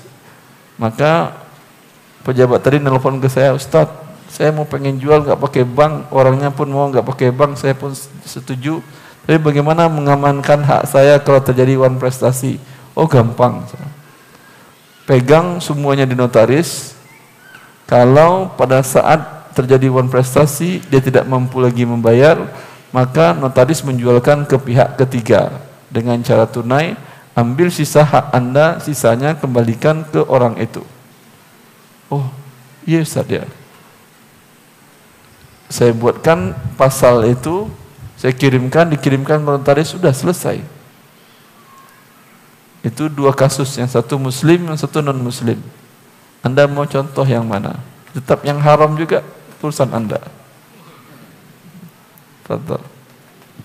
Assalamualaikum Ustaz, apakah hukum MLM, multi level marketing? Apakah ada MLM syariah? Dan apa hukumnya jika kita cuma bantu-bantu saja Tat, tapi bukan members? Makasih Tat. Allah barik fiik. Multi level marketing sering saya sampaikan. Sebuah penelitian ilmiah di Universitas Islam Muhammad bin Saud di Riyadh, ditulis oleh Dr. Hussein Ash-Shahrani dengan disertasi yang berjudul At-Taswiq At-Tijari fil Fiqhil Islami, marketing dalam pandangan Islam, dan ada salah satu sub pembahasannya tentang MLM. Jelas? Beliau memberikan kesimpulan setelah panjang lebar, kata beliau, dari seluruh fatwa ulama dunia, lembaga fatwa dunia, saya belum menemukan satu pun lembaga fatwa kaum muslimin dunia yang menghalalkan MLM. Semuanya mengharamkan. Jelas? Maka dari mana munculnya syariah lagi fatwanya? Wallahu ta'ala. Karena ini mengandung unsur riba dan unsur judi. Ya. Rinciannya, ribanya adalah ketika seorang peserta multi level marketing tadi, dia membeli barang dan diiming-imingi bonus sekian miliar. harga barang cuma 1 juta, bonus 1 miliar. Apakah dia akan lihat nilai barang ini layak atau tidak, bagus atau tidak? Akan dilihat? Pasti tidak. Matanya jadi buta dengan 1 miliar. Ya, berarti barang hanya kedok.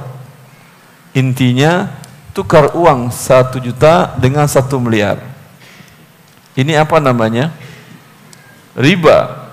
Kemudian yang dapat 1 miliar apakah seluruh peserta? Tidak, kalau tidak dapat tutup dia lagi. Yang dapat dari hitungan matematis beliau sekitar 4% dari 96 dari 100%. Berarti 96% tidak dapat, 4% dapat. Untung-untungan dengan nasib-nasiban 50 dapat, 50 tidak dalam judi biasa. Umpamanya judi koin. Kamu pilih koin ini, beliau pilih koin ini. Sama-sama ngasih 1 juta 1 juta. Siapa yang keluar dapat, bisa Anda, bisa dia yang dapat. Lalu dilempar ke atas. Berapa persentase untung ruginya? 50-50. Haram atau tidak ini? Haram judi, padahal kemungkinan dapatnya 50%. Tapi kemungkinan tidak dapatnya juga 50%. Haram dan judi. Ya, kalau ini kemungkinan dapatnya 4%, 96 tidak dapat. Ini judi atau apa namanya? Bukan judi lagi namanya, ini pembodohan. Tapi kalau dibilang bodoh dia nggak mau bilang bodoh. Masa saya dibilang bodoh sama Syekh Erwandi kan? Memang pembodohan. Ya. Jelas? Wallahu ta'ala.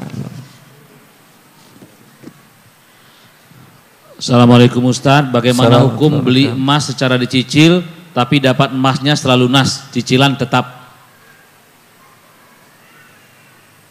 Emas dicicil. Ya. Terus dapat emasnya setelah lunas. Setelah lunas. Jadi bukan diterima dulu emasnya. Bukan diterima dulu emasnya. Cicilannya tetap. Cicilan tetap. Walaupun harga emas naik. Ya, betul. Baik. Rasulullah SAW mensyaratkan untuk beberapa komoditi ditukar harus yadan biyadin.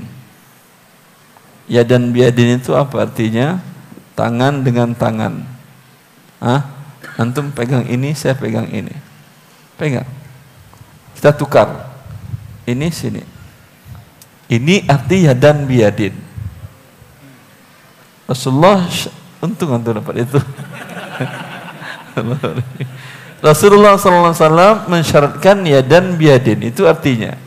Tapi kalau mencicil, akadnya mengikat, walaupun setelah terimanya nanti berarti uang kasih dulu. Yang satu terima atau tidak, begini aja tangannya sampai lunas. Kemana-mana ikut terus, agar tidak berpisah. Karena kalau berpisah jadi riba dia. Ada orang seperti itu? Enggak kan, berarti pasti terjadi riba. Kecuali kemana dia dibuntutin tangannya begini, yang satu udah ini. Paham antum? Paham?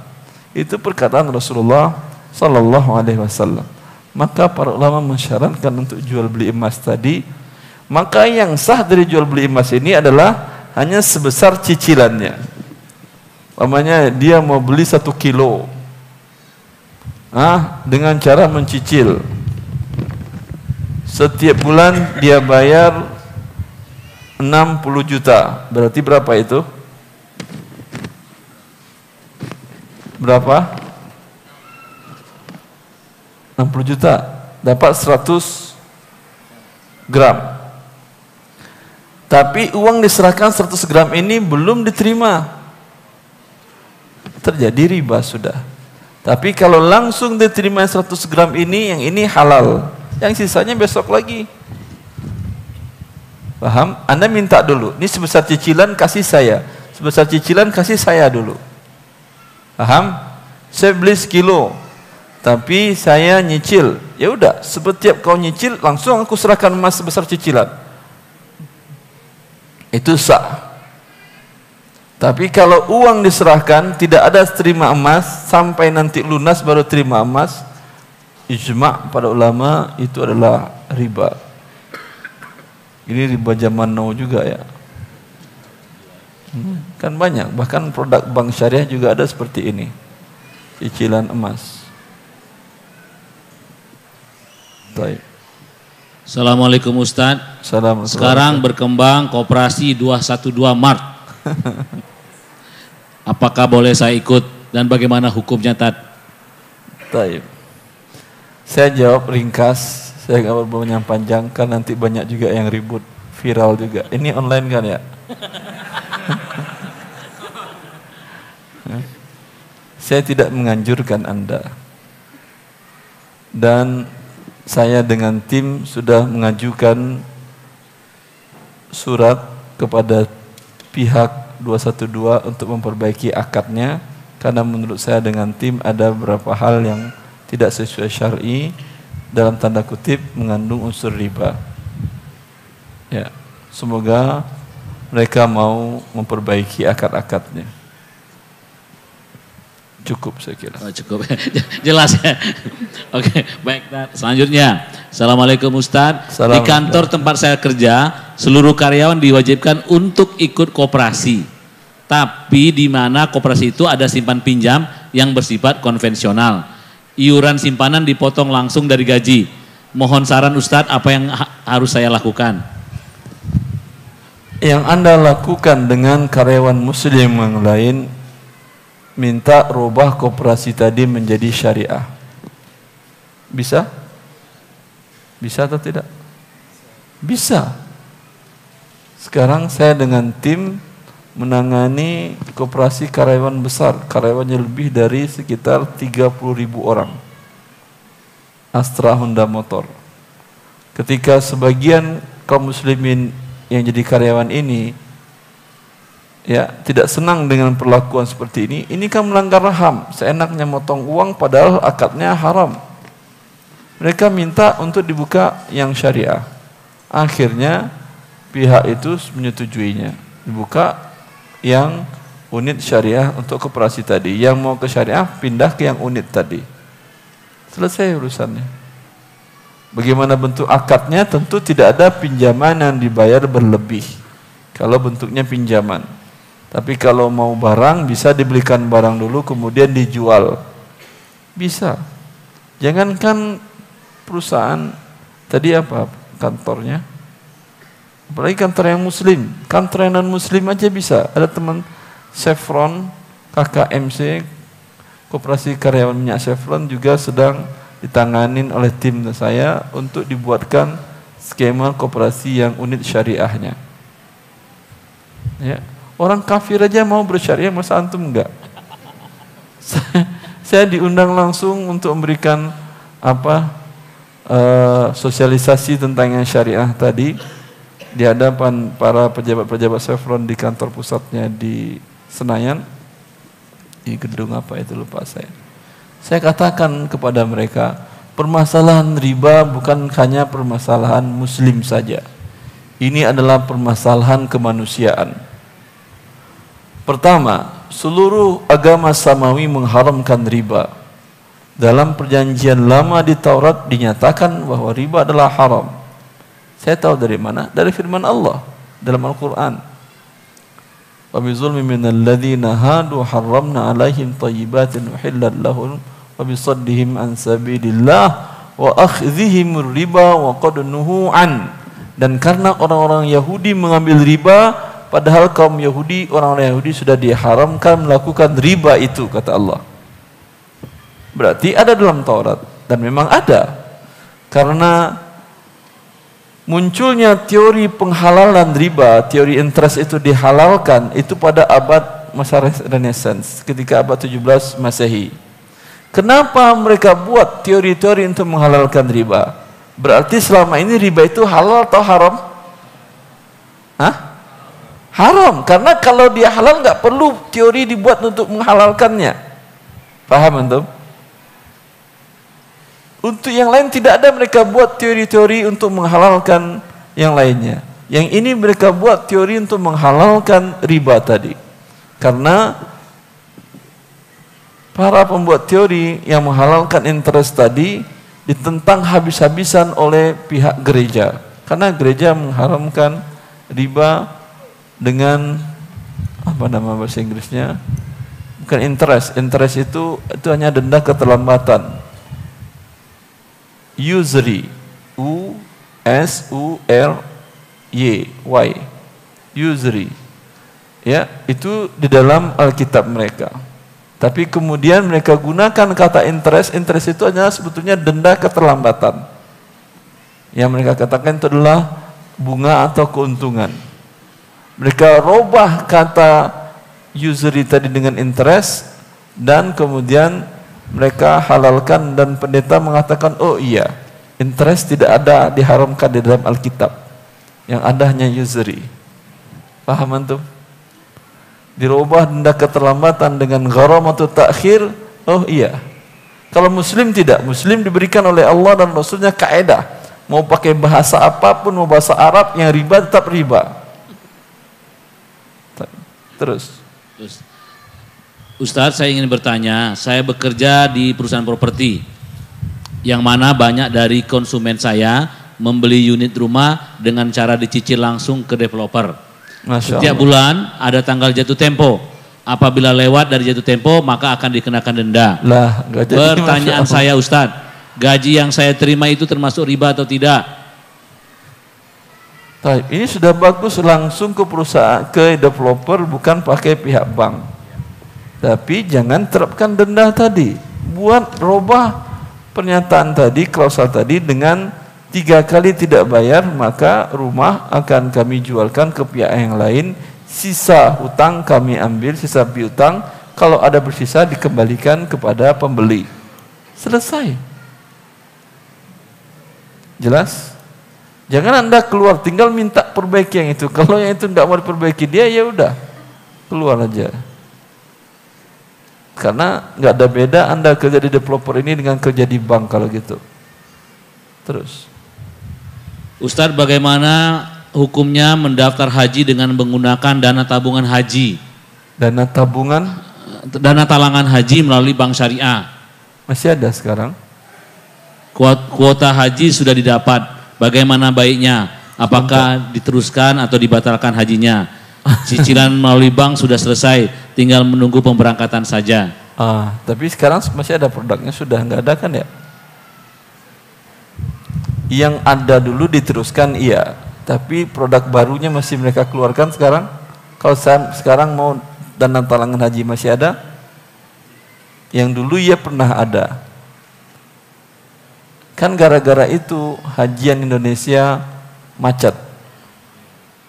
Ngantri 20 tahun. Ya, Tangerang berapa tahun?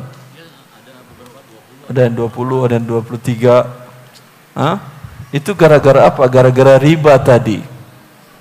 Seperti macetnya mobil di tengah jalan karena mobil dan motor riba. Betul, memang betul. Coba Anda beli mobil dan motor itu tanpa pakai riba, lengang jalanan ini. Bisa tiduran Anda di pinggirnya, jangan tengah-tengah ya. Iya atau tidak? Maka solusi macet Jakarta bukan segala macam, satu aja. Tutup, keluarkan hukum riba, haram, tidak boleh jual mobil dan motor, ya kendaraan di kota Jakarta dengan pakai riba. Saya yakin besok sepi sudah.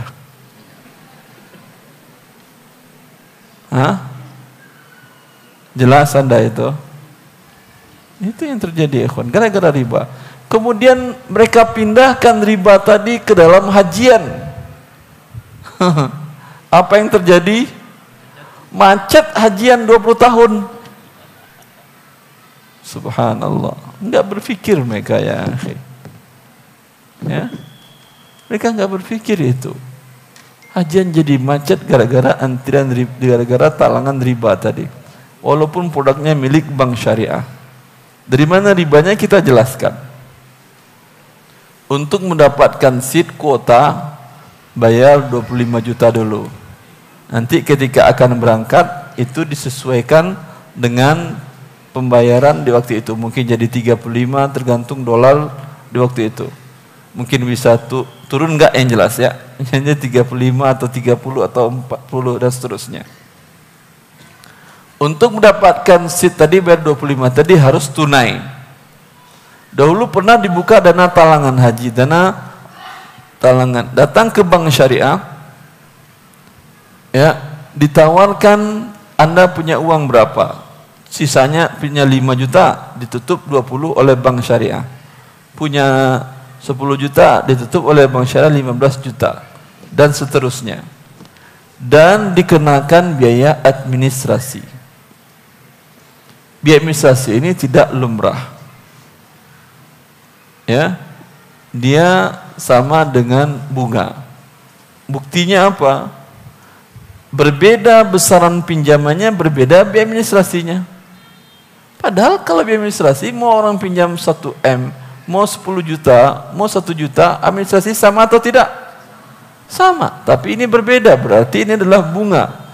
Kemudian setelah setahun belum selesai terlunasi, dikenakan lagi biaya administrasi lagi.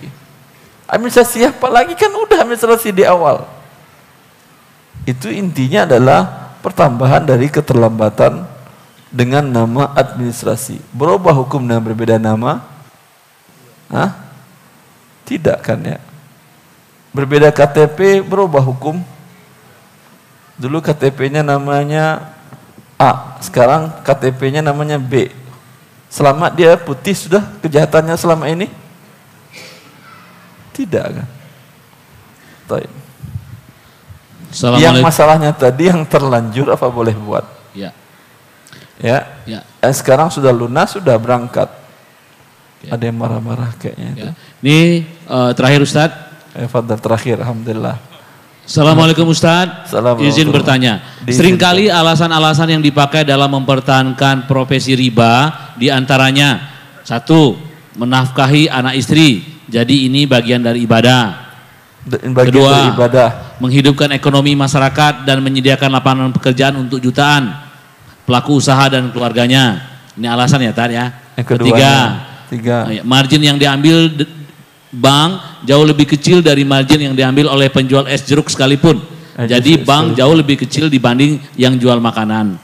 Pertanyaannya Ustadz, bagaimana menasihati orang-orang yang selalu menggunakan alasan ini untuk tetap mempertahankan ribanya? Ya. Pertama apa kata dia?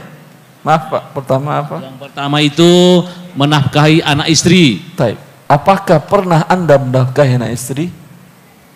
Anda hanya mencari saja.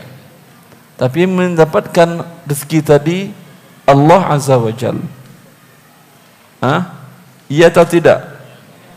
Kadang Anda hanya melangkah dari luar rumah, lalu datang orang, Pak, tolong bantuin cariin dong, saya mau beli rumah. Oh iya, itu rumah si Fulan. Langsung dapat Anda fee 2% dari 10 miliar. Cuma mau melangkah dari luar rumah. Kalau Allah memberi rezeki kan mudah. Iya atau tidak? Bukan Anda hanya berusaha saja. Dan Allah sudah atur cara berusaha yang halal. Ya, dengan cara yang halal kata Allah. Kalau Anda dapatkan dengan cara yang riba, sesungguhnya yang Anda berikan kepada anak istri Anda bukan nafkah, tapi neraka. Rasulullah SAW menyatakan di hadis diriwayatkan oleh Imam Ahmad, lahmun nabata min suhtin fannaru awla biha. Tubuh yang tumbuh dari makanan yang haram, dari harta riba, maka api neraka lah yang pantas membakarnya. Maka orang tua yang memberikan harta hasil riba kepada anak istrinya, dia bukan memberikan nafkah, tapi memberikan neraka ke dalam perut istri dan anaknya. Ini yang diyakini oleh wanita salaf dahulu.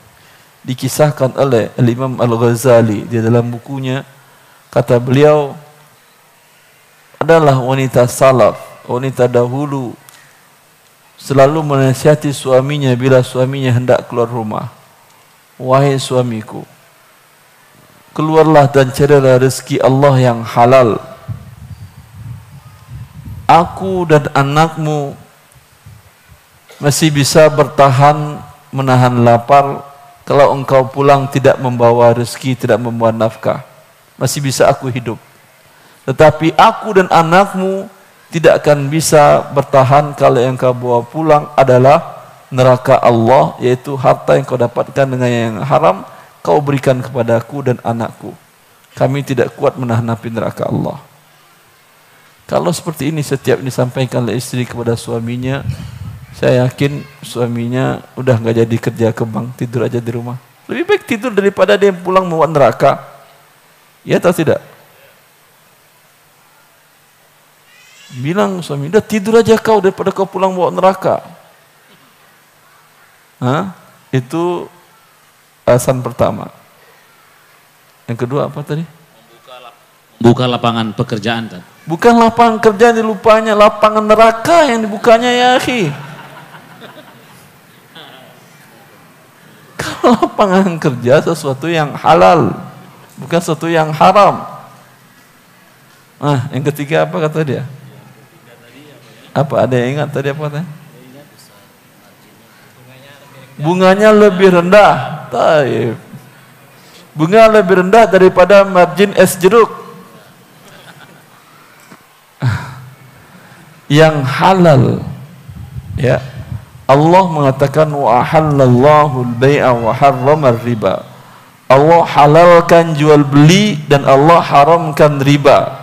Walaupun margin jual beli tadi lebih besar daripada margin riba. Margin riba tadi umpamanya pertambahan riba tadi 0,0001 kali satu hari kali sekian. Ya. Yang margin jual beli jeruk tadi bukan 0,0 tapi 10%. Tapi Allah mengatakan 10% halal, 0,000 ini haram. Mau apa Anda? Hah? Masih tetap ingin kau cari 0,0 tadi? Dan coba Anda bayangkan, yang 10% tukang jeruk tadi masuk ke surga. Yang Anda 0,00 tadi injak neraka 0,000. Apa yang terjadi dengan kepala otak Anda? Mendidih. Mendidih itu bukan mencair. Kalau mencair masih mendidih. Cukup Pak? Alhamdulillah. Alhamdulillahirrahmanirrahim. Ada ratusan pertanyaan Masya Allah. yang saya kumpulkan, namun hanya puluhan saja yang bisa kita sampaikan pada kesempatan ini. Ya. Kami mohon maaf, mudah-mudahan bermanfaat bagi kita semua. Allah barik fikum. Semoga bermanfaat ya, dan semoga kita sadar akan bahaya Allah Azza wa Jalla ini. Dan saya beri kabar gembira kepada Anda. Alhamdulillah beberapa lembaga riba sekarang mengeluhkan banyak karyawan muslimnya yang taat berhenti dari lembaga tadi, dan mereka mengeluhkan banyak karyawannya yang berhenti. Ini berarti banyak karyawannya yang ingin masuk surga. Amin. Dan semoga semakin banyak orang yang taat kepada Allah Azza wa Jalla, dan semakin Allah bukakan pintu keberkahan bagi negara kita yang cintai ini. Semoga bermanfaat. Subhanakallah bihamdika asyhadu an la ilaha illa anta astaghfiruka wa atubu ilaik. Assalamualaikum warahmatullahi wabarakatuh. Alhamdulillahi